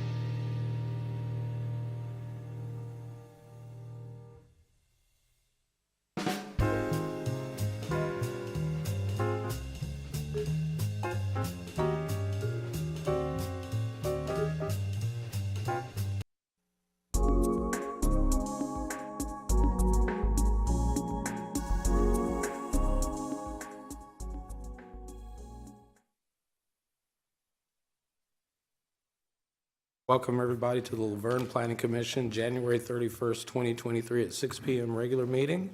We do have a quorum. First item of business is to approve the meeting minutes from the December 27th, 2022 regular meeting. Motion to approve. Motion to approve. We have a second. All in favor say aye. Aye. All opposed? Motion passes. Second item of business, preliminary plat, Mission Hills, sections 1 through 6, 275 lots on 120.71 acres, requested by SEC, property located at 703 Waldron Road, tax map 29, parcel 22.02, R3 High Density Residential Zoning District, property owned by John M. Gilliand Living Trust. Mr. Logan. Thanks. Real quick, just two reminders. The Planning Commission workshop for February was moved to Monday, the 13th. So for those of you all who are used to the Tuesday night, it'll be Monday the 13th at 5:30 in this room. And then the training is Saturday, the 25th of February. And that starts at 8, it runs 8 to 12, and that's up the street at the Planning and Codes Office, Stormwater Building, 5175 Murfreesboro Road. If you have any questions, please call me, and I'll be glad to help with any of that. Sir. So this request is for Mission Hills preliminary plat approval. This is sections 1 through 6, and this these phases have 275 lots on roughly 120 acres. So you can see there on the screen, it's the property outlined in blue, and it's a very large wooded tract. And there you see just a little bit closer view. This is I-24 to the north and east. And Woodland Hills is all of these homes here to the north that you see. So that's the neighbor to the north. And then down here to the south is Blair Road, and runs east and west here south of the property. And the zoning map, this property is all zoned R3, which is high density residential. And also the neighboring property to the south is also zoned the same. And there is industrial to the east, and then R1 zoning to the west. And these are photos taken from Waldron Road. This project's been here a few times throughout the last year, but this is the main entrance off Waldron. There is a gate there. You'll see it in the photos. And primarily, that's the only way that's really visible in and out of this property is from there at Waldron Road. But again, it's heavily wooded, and on the screen now is the plan that shows all of the phases 1 through 6. And this one, the developer will build a new entrance road from Waldron Road that will take you into the development, and then these are the lots to the south of that new road, the single-family lots, and then this large tract to the south of that is will be a multifamily tract that will come through the Planning Commission with the site plan separately from the single-family products. And then this is just deeper into the development. There's some common area that's shown, and there's a closer view of that area. And there's not been any staff comments now for a couple months. They probably could have gone through in December or possibly gotten approval, but I think with the Christmas holiday, they just chose to defer instead of coming to that meeting on the 27th. So there weren't any comments then either, but that completes the report. Thanks. Thank you, Mr. Logan. Do we have any questions or comments on this item? If none, we will entertain a motion. Make a motion to accept as submitted. Motion to accept. Do we have a second? Second. We have a second. All in favor say aye. Aye. All opposed? Motion passes. And items number 3, 4, 5, and 6 have deferred, correct, Mr. Logan? Yes, sir. Thank you, sir. Item number 7. Recommendation to the Board of Mayor and Aldermen for subdivision acceptance, Minerva Village. Property located off Sand Hill Road, requested by Womble and Associates. R2 medium density zoning district and R3 high density residential zoning district. Mr. Logan. Thank you. This is the subdivision acceptance for Minerva Village, and this property is located on Sand Hill Road on the south side.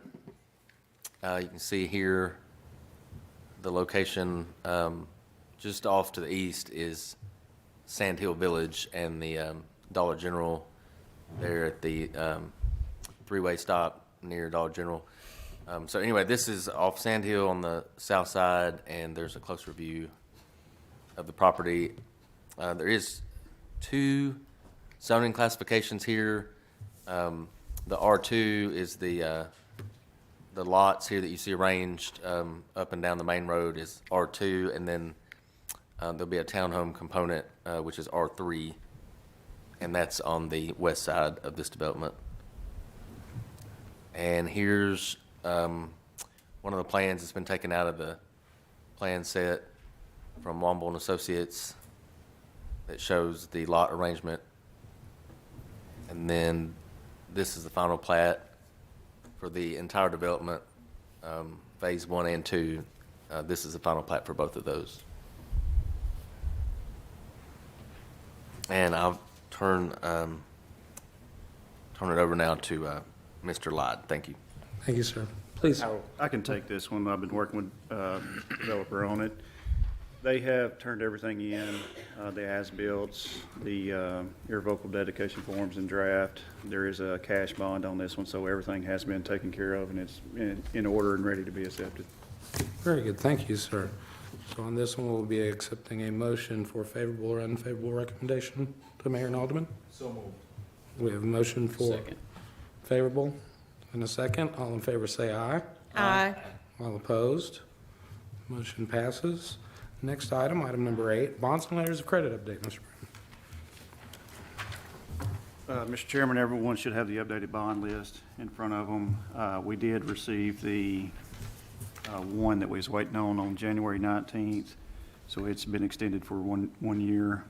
Everything else is up to date, all the way up to June, so once it gets closer to June, we'll get in contact with them to get that one extended. Thank you very much. Do we have any questions or comments on the bonds? Item number 9, motion to set a public hearing for March 28th, 2023 for a resolution to amend section 4-108.5 of the LaVergne subdivision regulations regarding fee in lieu option for sidewalk construction. So moved. Second. We have a motion and a second. All in favor say aye. Aye. All opposed? Motion passes. And final item, questions or comments? Meeting adjourned. Thank you, everyone.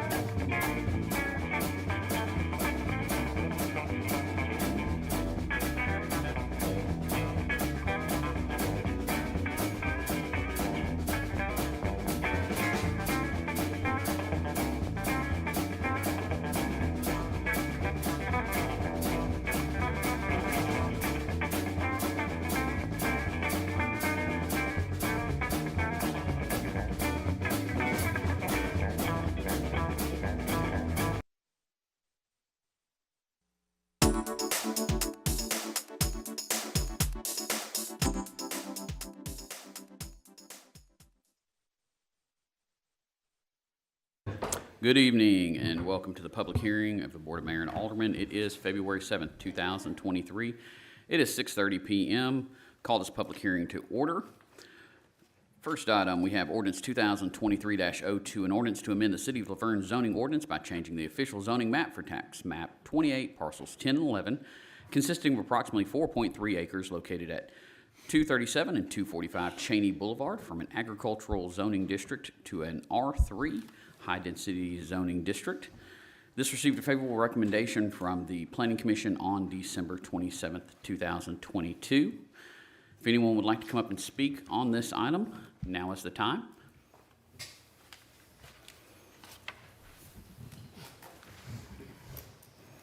My name's John Rutledge, live with 1125 Walden Road.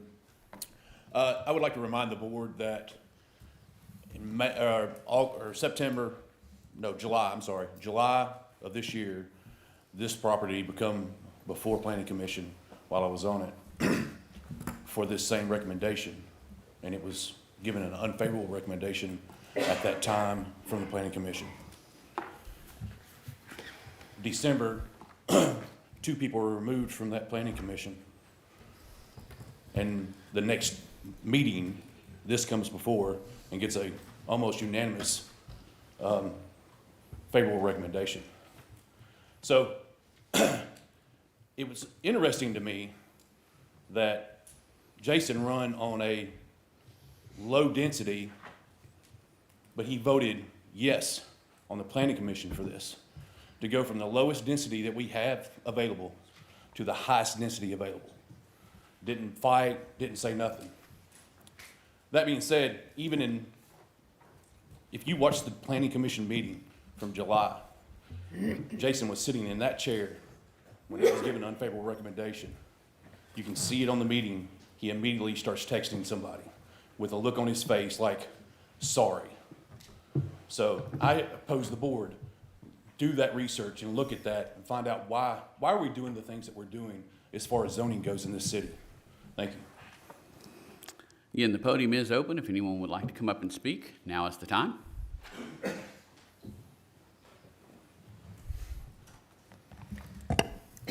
Kim Gentry, 1047 Waldron Road. I attended the special hearing, Planning Commission sessions, several of them, during the process of organizing and working on this rezoning of the City of LaVergne. The last meetings I attended, there were still several unanswered questions as to far as procedure for the public library meetings open, how long they would be open, who would be in attendance at those meetings representing the city. So my question is, has there been a full procedure outlined for a timeline of those public meetings? Ma'am, this is about this specific rezoning, not the zoning ordinance update. Is that not what the rezoning of LaVergne? No, this is the rezoning of this specific parcel. Oh, I'm sorry. Okay, I thought it was on the whole rezoning. Thank you. Thank you. Again, the podium is open. If anyone would like to speak, now is the time. Seeing no one, we're going to move on to item number 2, ordinance 2023-03, an ordinance to amend the City of LaVergne zoning ordinance by changing the official zoning map for a portion of tax map 18K, Group A, Parcel 6, consisting of approximately 13.63 acres located near Wheeler Street and Jefferson Pike, from an I-1 light industrial zoning district to an I-2 heavy industrial zoning district. This received an unfavorable recommendation from the Planning Commission on December 27th, 2022. Again, the podium is open. If anyone would like to come and speak on this rezoning, now is the time.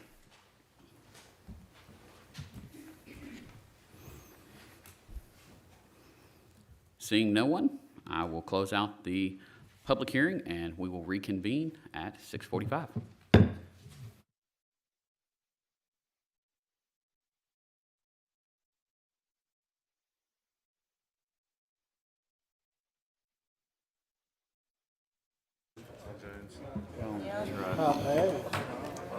They did hip replacement. I can't even remember his last name. Well, 89 years old. Good evening, and we will begin the Citizens Forum. It is 6:45. We have 3 people who have signed up to speak. You will each have 3 minutes each. Please come forward and state your name and address. First, we have John Rutledge.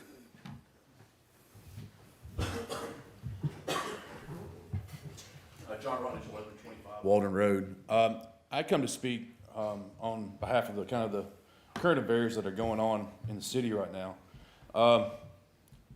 You know, I've got this recording from Channel 4, and I'm sure you've heard it. And it just states that you told Andrew that it wasn't who it was that gave you the information, and then apologized for it and said, I gave you the wrong information. So knowingly that you give the wrong information means you lied. That's the bottom line how that plays out. So you lying to start the whole thing off. Like, you lied to him. Why are you not held accountable? Because you're not a city employee, right? Makes you scot-free. Sounds like it. I like the smirk. It's cool.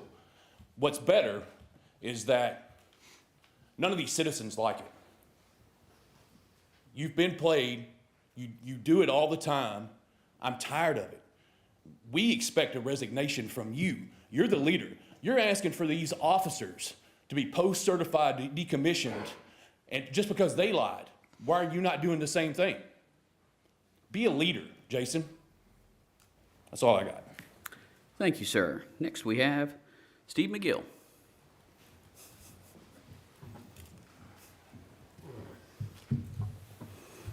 Steve McGill, 177 Blair Road, LaVergne. Last month, I came before this group to talk about the poor communication surrounding the water issue we had at Christmas. And I made the comment that, in my view, as a mayor-dominated city, it didn't seem to me that staff were empowered to lead. After the meeting, the mayor challenged me on that statement and told me I was uninformed.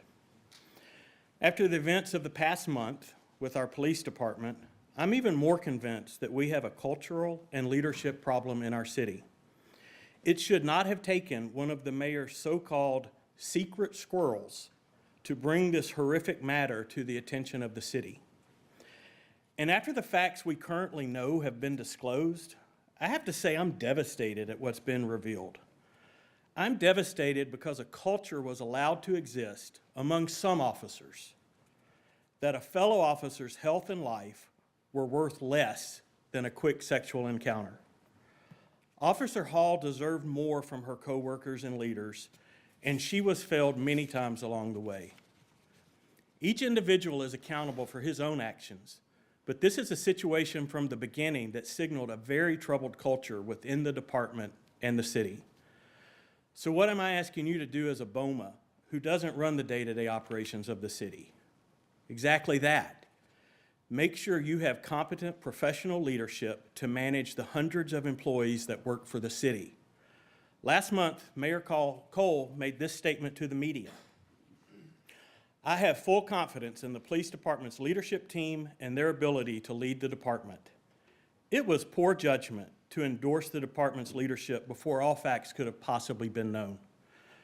I ask that you examine how the city operates and ensure that we have that professional management. The least you can do is have a discussion on the mayor's hire fire authority that Alderman Waldron has been requesting for years. Next, we have Kim Gentry. Kim Gentry, 1047 Waldron Road.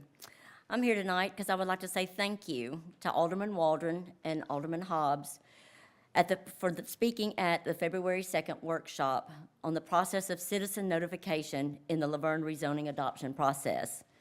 I personally appreciate your advocating that website and social media notices are not enough to ensure citizens that they are informed that the property may or may not be changing zoning classifications. You particularly advocated for citizens who may not use these communication mediums, specifically older generations. I further want to inquire what, if any, procedure, as I started earlier, was outlined since the August 22nd, 2022 special PC meeting. At this meeting, Melissa Piegler of the consulting firm noted citizens would be able to speak at citizen forums and request special consideration for the proposed property zoning changes. However, that changes to individual parcels would probably not be considered unless an entire area was considered for a reverting change. The reasoning being that this defeated the entire purpose of the zoning map reclassifications. At that time, no one member of the Planning Commission clearly rebutted this reasoning. This concerns me. Do we have a plan in place with a timeline outlined for public meetings at the library, and how many who will be able to attend and who will be able to attend, how it will be advertised, and what city representation will be there to answer questions? Has procedure been specifically outlined on how to handle citizen requests for not changing their zoning, and what criteria will be used to allow changes? These all need to be set in place, and rather than being a moving target.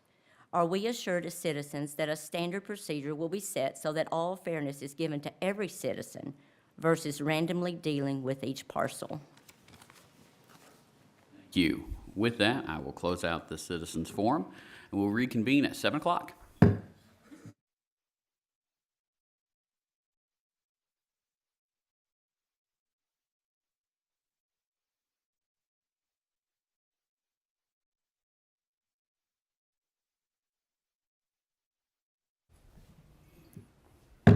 Good evening and welcome to the Board of Mayor and Alderman meeting. It is February 7th, 2023. It is 7 p.m. Call this meeting to order. We do have a quorum. Tonight the prayer will be with Vice Mayor No. The Pledge of Allegiance will be with Alderwoman Hobbs. If everyone will please rise for the prayer and the pledge. Let us pray. Our Heavenly Father, we come before you this evening on a beautiful day in your world. Lord, we would ask that you would put your hands down on our fair city. Help us to begin the healing. Lord, we'd also ask that the heart-wrenching news that come out of Turkey and Syria is just unbearable for so many people. Lord, we'd ask that you would help this board make the right decisions and the best decisions for the city and its citizens.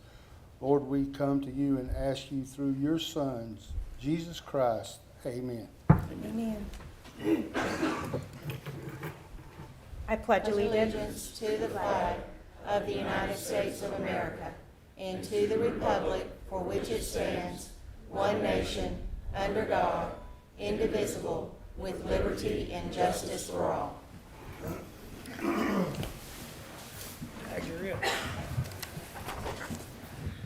First item is to approve the minutes from the January 5th, 2023 meeting. I make a motion to approve the minutes from the January 5th, 2023 regular meeting. I have a motion to approve. Is there a second? I will second. Second. All in favor? Aye. Opposed? No. Motion passes. Moving on to departmental reports. Police Department.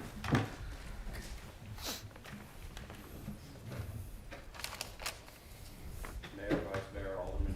Thank you for the opportunity to come before you this evening. As you can see on the prompter there, we have the 2023 calls for service for the month of January, which include 4 burglaries, 9 thefts from motor vehicles, or what we would call a vehicle burglary, motor vehicle thefts, recovered stolen vehicles, robberies, assaults, domestics, thefts, homicides, and overdoses. As you can see, we had 4 burglaries. And I'm going to turn to the next page. 3 of those were residential burglaries. 1 was a burglary to a business. The main targeting areas were sheds, tool sheds, garages, etc. And there were no specific trends to be associated with those being from the same persons. We had 9 cases of motor vehicle burglaries, and again, these were from vehicles that all were unlocked. We have gotten with streets to get up some more public service announcement signs throughout the city to lock your vehicles, take your property out of them, and secure them as best you can. So we're hoping that that's going to be somewhat impactful. We had 10 stolen vehicles during the month of January, and 7 of those have been recovered during that same time frame, whether inside the city or by other jurisdictions. On the overdoses that we had in January, thankfully none of the residents died from any of those overdoses. And so we're going to try and keep working towards minimizing that to the best of our ability. There were 132 total arrests in the month of January. We had 3,261 calls for service, 845 traffic stops, yielding 18 DUI arrests, 22 drug violation arrests. Our Blue Sentinel ALPR system scanned 1,669,430 license plates, resulting in 3,430 hits. From those, we were able to get stolen vehicles, stolen license plates, locate missing persons and/or wanted persons out of this. It's a very successful application, and we're really happy and grateful to have it.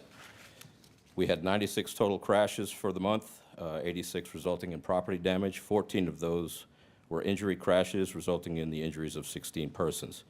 Our main areas of concern were Waldron and Murfreesboro Road at the intersection, and also Industrial Boulevard, which we will be working towards getting some more presence and trying to do more impact in those areas. Any questions? Any questions about the report? Thank you. Thank you. Moving on to the Fire Department, Chief Beasley.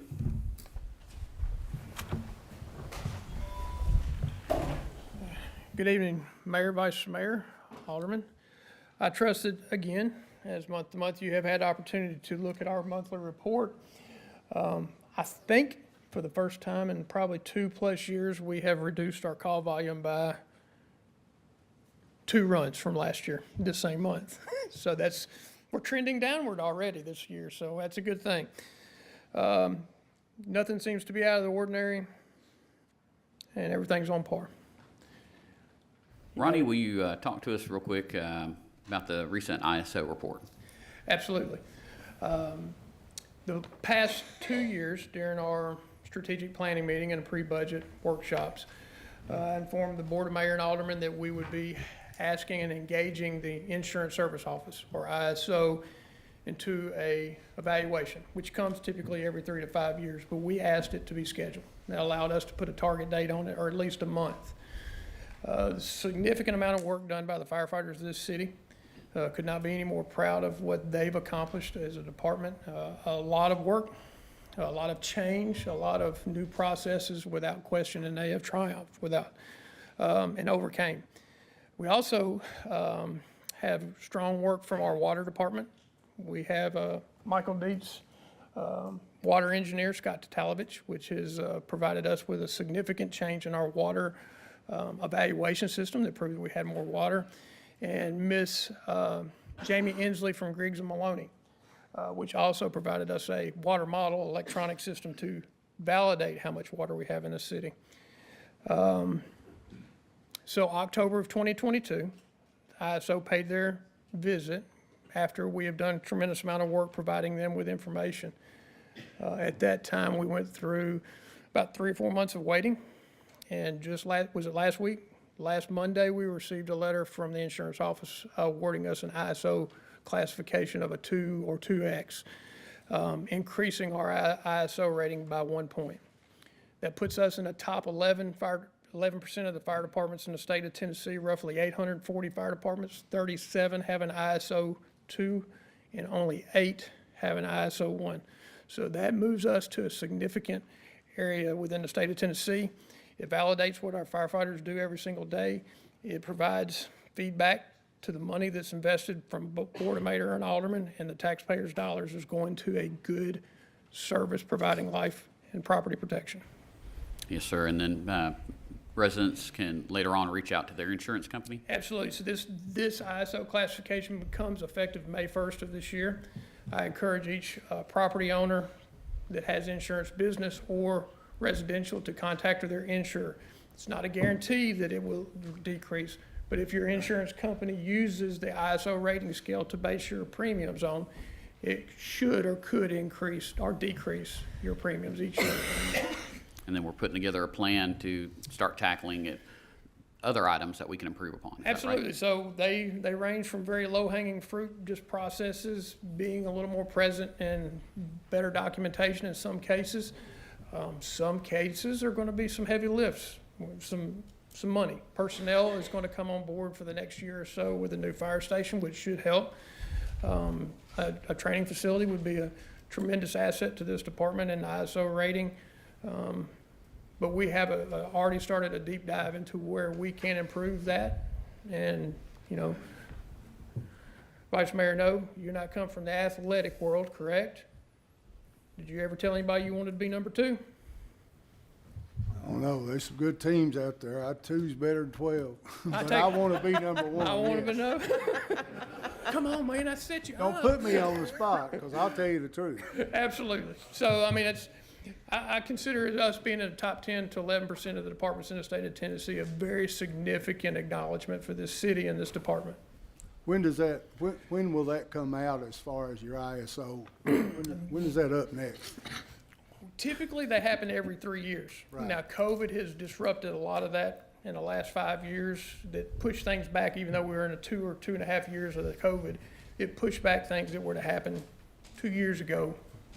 So we're on the back end of that. The last evaluation we had was 2016. We were in ISO 3.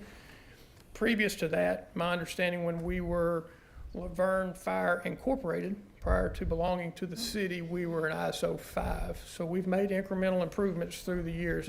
Again, there's money invested, time invested, and a lot of work that got us to this point. Thank you, sir. No, thank you. I got 2 questions. The weather is just about stopped the construction on 283 Old Nashville Highway. Is that going to push back the opening of the station? I hold my breath talking to the architect and our project manager. We've been 20 plus days without any construction over there because of the rain and the weather.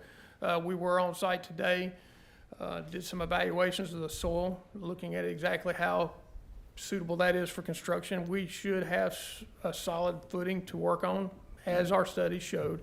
But it's going to take some warm weather and some wind to dry that site out. So we will see some progress in the next weeks working on the sides of the property, back parking lot, front parking lot. So you will start seeing equipment there again, hopefully within the next week. I know the groundhog the other day, he seen his shadow, so 6 more weeks. No, sir. No, sir. It's a significant mud hole without question, but Lord willing, some dry weather and some wind, and we'll start our construction project for sure. Thank you, Chief. Thank you.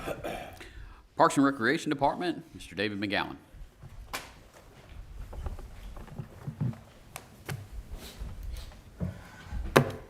Mayor, Vice Mayor, Board, thank you. You guys have the parks numbers for the month. You see 74 help desk tickets, 553 and a half man hours. Not all of that, but a significant amount of that was devoted to repairing some plumbing in the concession stands. The First Ball Complex, we had a freeze back probably a month or so ago when that cold weather came through. So a lot of that was taken up with that. Upcoming events on your thing, on your handout, it says none. Our next event is actually the Easter drive-through, but that's not until April. So we're going to include that on next month's report also. You see our past events, Martin Luther King. If you missed it, I encourage everyone to please go online and watch that. If I had to describe it with one word, it would probably be wow. That was an amazing ceremony. February 4th, this past Saturday, was our father-daughter dance. Incredible turnout. We would like to thank Taylor Farms for their donations. They're always big in helping us at our events, donating stuff for us. You can see the senior past events, breakfast at Hardee's. Some of the upcoming events, their Valentine's dinner and dance. They got several lunch outings planned. Our upcoming meetings, February the 20th, Senior Center at 4:30, Park and Rec at 6, and then the Greenway Advisory at 7. Any questions? So David, you got a few more people show up this year than last year to the father-daughter dance? We definitely had a few more, and it was, I don't want to say we were caught off guard, but we were definitely caught off guard. Originally, going into it, we originally thought we would plan for 150. We had 8 last year. So we thought, okay, we'll go ahead and buy for 250, and we'll be eating cupcakes for a couple of weeks. We probably had 400 or 500 people come through there. Wow. The bad thing about that is we want to try to accommodate everybody.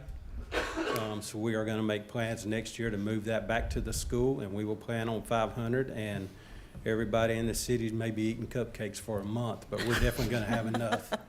You know, we debated about, it started at 2 to 4, we debated about 2:30. We knew we were going to run out of supplies. Do we go to the store and play catch up? But at that point, we're never going to catch up, so we decided to ride it out.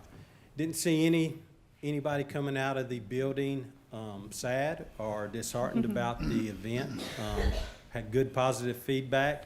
Many of you on this board participated, and we certainly appreciate that. We're glad you guys came out because at one point they were lined up to the softball field concession stand back there. So they were coming out of the woodwork. But that's what we like to see. You know, after last year, we downsized. We were planning, if we had 50 or 60 people, we would have been excited about that. So I know Kathy is definitely thrilled over that turnout. No, Any other questions? It was a nice event. It was a great event. It got a little crowded, a little warm inside, but we're going to make adjustments for next year. So. Thank you. I think you did a wonderful job. My family, we all enjoyed ourselves. It was great. Thank Well, you. we appreciate it. You know, when it first got started, I don't know if this is our 8th year. It started at the multipurpose building.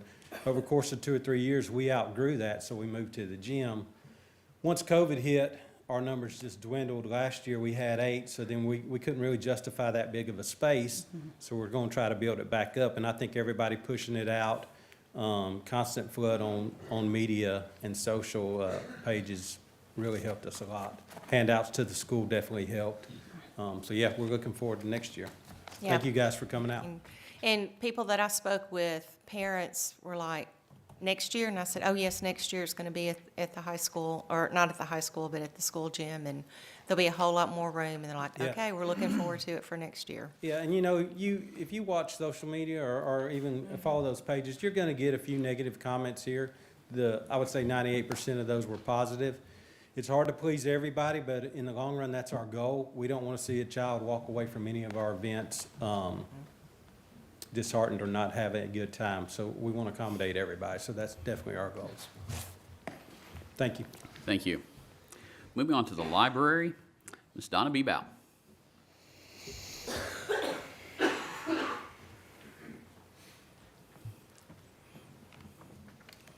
Mayor, Vice Mayor Alderman, good evening. For the month of January, we saw a trend of our numbers creeping up. We were very, very excited. They creeped up in every category that we have. So that's a good way to start 2023. I wanted to say tonight that the LaVergne Public Library is a repository of diverse printed materials, audio and visual materials for all age. But we are also so much more. We have programs for health and wellness. We provide resources for those. We provide tax preparation free. And it's a space for classroom for continuing education for some of our city departments. And we appreciate that possibility of being so much more. It's been great. We will be a part of BJ's Wholesale's hiring event and orientation they'll be using in our classrooms. So the library is a little bit more than our little golden books and our good old books that you want to check one out, you used to read it, but the color is blue, but you can't remember the title. But we can find it for you. Some of the things that we have going on in February, United Way of Rutherford and Cannon counties, we have VITA, that's our Volunteer Income Tax Assistance. They will be at our library every Friday and Saturday. They began last week, and they'll go through April the 1st. They'll be there from 9 a.m. until 1 p.m., and 1 p.m. is the last appointment. I heard that Friday and Saturday they were there until about 3:30. They make sure that everyone is taken care of. Appointments are preferred, but a limited number of walk-ins will be accepted on availability during the hours of operation. And you can go to www.yourlocaluw.org/VITA to sign up. We have a great event that's going to happen this Saturday. It's called The Stories Behind the Songs. The Hobo Road Band will be there, and it is featuring Chris Mays, Daniel Pierce, and Joe Lawrence. Joe happens to be a part-time staff member with us. So we are really looking forward to this. It will be Saturday, February the 11th, at the library in the gallery where the acoustics are amazing, and it will be from 1 to 2. He gave me a list of the songs. I meant to bring those, and off the top of my head, I can't think of one, but there's some good ones. And what he's going to do is tell the story about why that song came to be. I think it's going to be a very fun event. Changes are coming to Medicaid, which is called TennCare. So beginning in April 2023, for the first time since early 2020, states can terminate people for Medicare that they have determined are no longer eligible. It is important that we get this information out. We do have representatives from Matthew Walker Comprehensive Health Care Center, and they're going to be at the LaVergne Public Library on Thursday, March 16th. They'll be there from the time we open until the time we close, which will be at 7 p.m. And they're going to be there to assist the community with renewals for the Medicaid, also known as TennCare. And this is a free service, and no appointment is necessary. So we're really excited about being able to partner with them to get this important information out, because we all know how important insurance is. Do you have any questions? The only question I have, Ms. Donna, is there any kind of criteria for the tax thing? It is. The main criteria is making under $70,000, and also they will not do long forms. Okay. Mm-hmm. Okay. And if they want to get like a reservation, they need to call the library. No, sir, they need to go to the website, or we have several signs and handouts that have a QR code. QR codes have become my best friend. It's so neat. You take your phone, your smartphone, and you click it, and it takes you directly to the site. It gives you very great information about what appointments are available, just a little bit of information, and you're on an appointment. You're welcome. Ms. Donna, is the driver's license kiosk back up and running? It is up and running. That has been a challenge for the past couple of weeks, off and on. So much of a challenge that Homeland Security told me that this is the first time they've had some of those things happen. And I said, it's our library spirits here in the library. But we have a new PC, we have a new hard drive. They came back out, they fixed the camera. It is now accepting the card, it's printing the receipts. These are all things that we have had problems with off and on. But happily, we have been able to serve a lot of people this past week.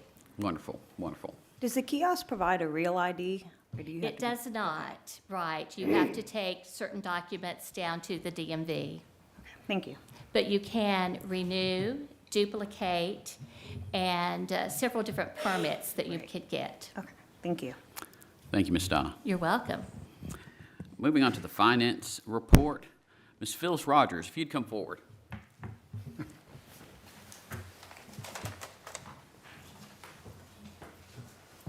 Thought we was done with her.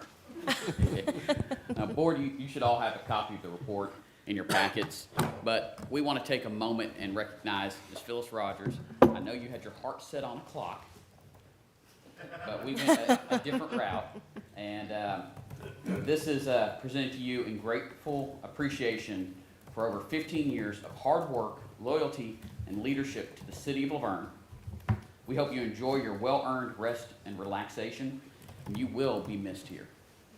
Thank you very much. You're welcome.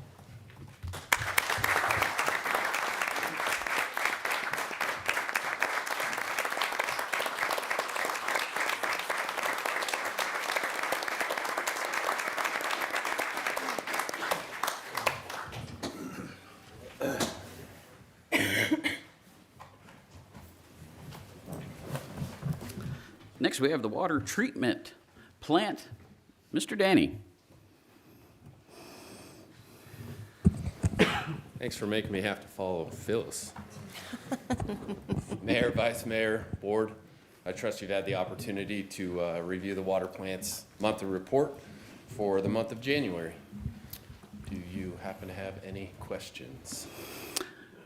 How are we doing on the items that were out of service as far as like the super pulsator?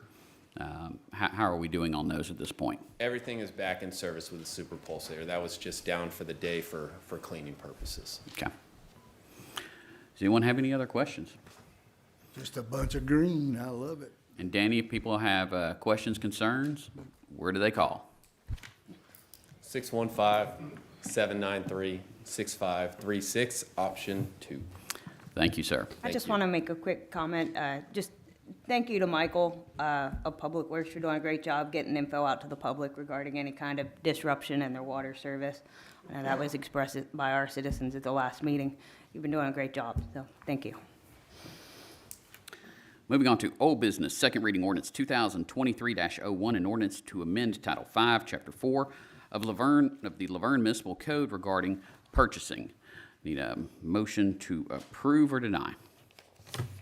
I make a motion to approve. Have a motion to approve from Alderwoman Haas. Is there a second? I'll second. Second from Vice Mayor No. Alderman Waldron. Aye.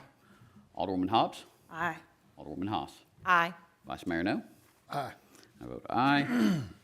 Motion passes. Moving on to the consent agenda. Need a motion to approve or deny. Motion to approve. Have a motion to approve from Vice Mayor No. Our second. Alderman Waldron. Aye. Alderwoman Hobbs. Aye. Alderwoman Haas. Aye. Vice Mayor No. Aye. And I vote aye. Motion passes.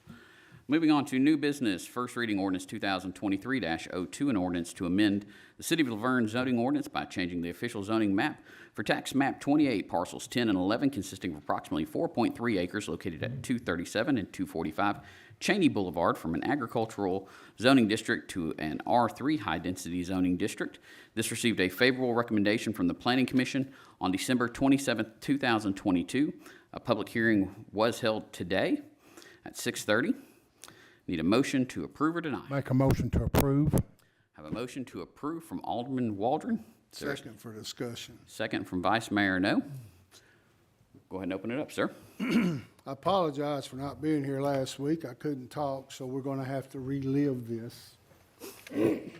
I don't always go to the meetings, but I watch them. I watch planning, BOZA, I watch them all.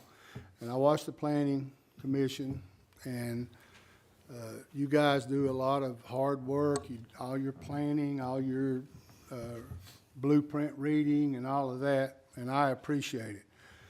But with that said, that doesn't mean that I have to agree or disagree with you. I went out and looked at this property. I've talked with several people here in City Hall. I've talked to other people. It's my understanding that that property out there across the street has been here before, and it's been denied for the same thing. And I got a feeling right now is just not a good time for this. Now, they're here tonight.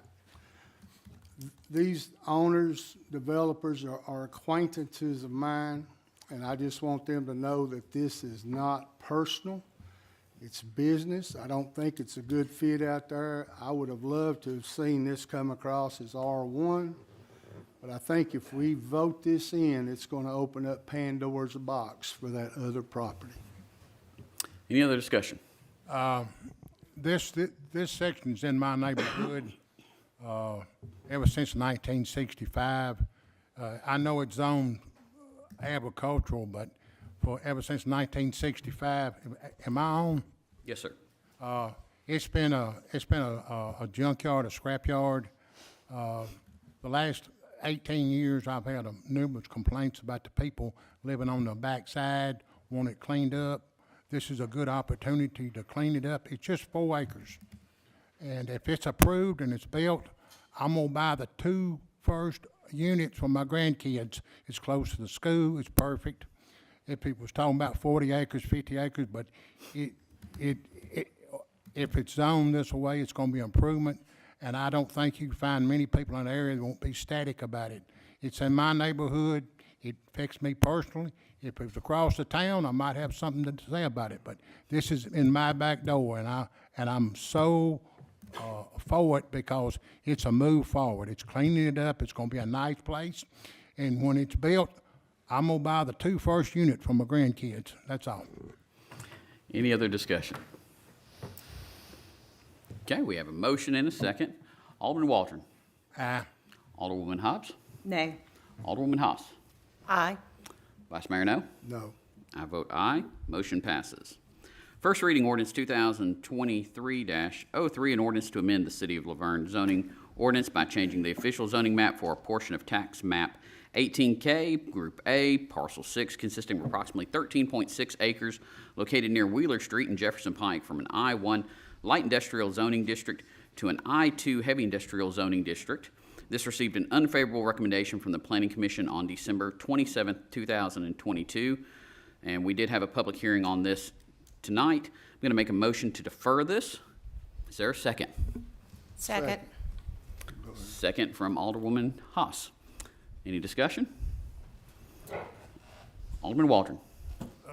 It's been a second and a first. Yes, to defer. I'll agree with it. They'd have deferred. Alderwoman Hobbs. Yeah. Alderman Haas. Aye. Vice Mayor No. Aye. Motion passes. First reading ordinance 2023-04, an ordinance to amend the fiscal year 2022-2023 State Street Aid Fund budget. And this is, as we discussed, an ordinance to amend to allow for paving of Holland Ridge Drive and Bill Stewart Boulevard. I'll make a motion to approve. Is there a second? Second. Second from Vice Mayor No. Alderman Waldron. Aye. Alderwoman Hobbs. Aye. Alderwoman Haas. Aye. Vice Mayor No. Yeah, buddy. And I vote aye. Motion passes.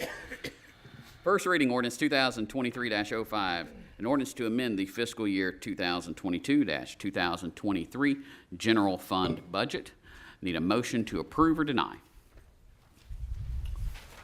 Hold on now. I'll make a motion to approve. Is there a second? I'll second.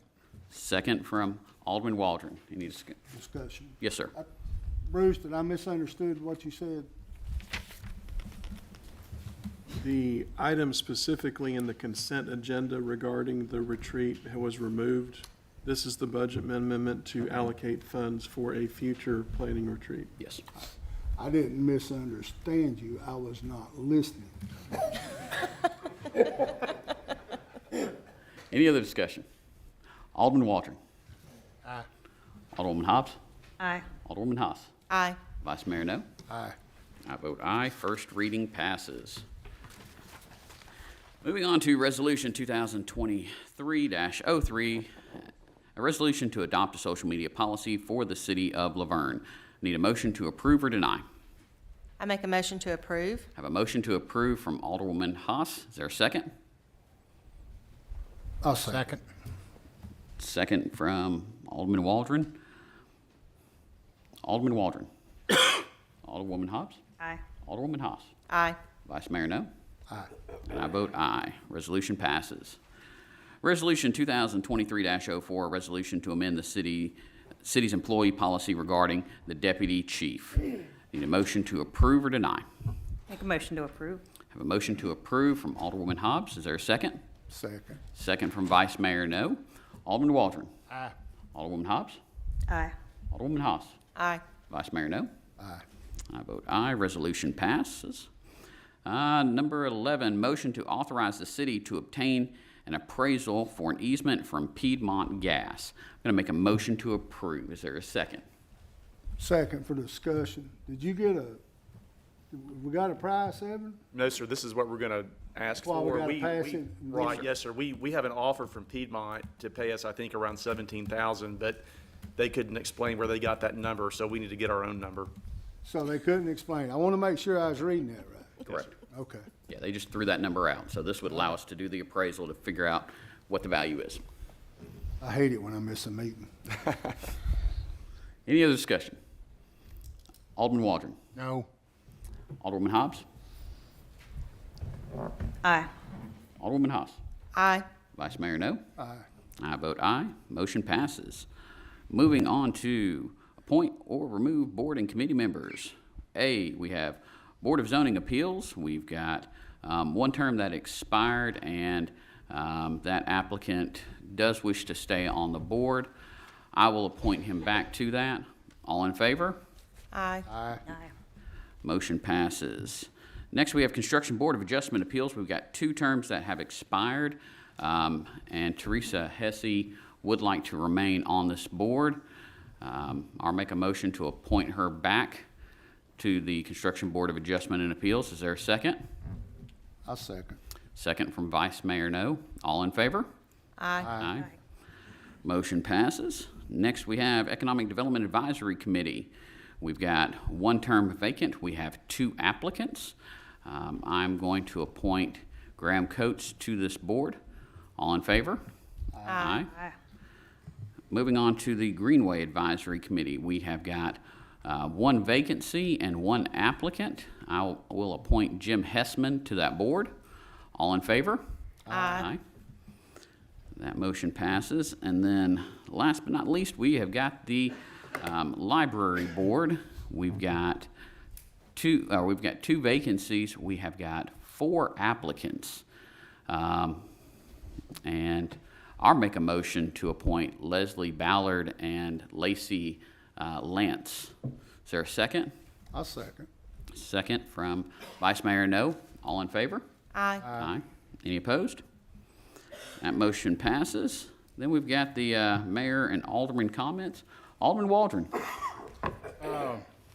Phyllis, good luck on your retirement. We're gonna miss you, but one good thing, you have left us in good hands with a great staff.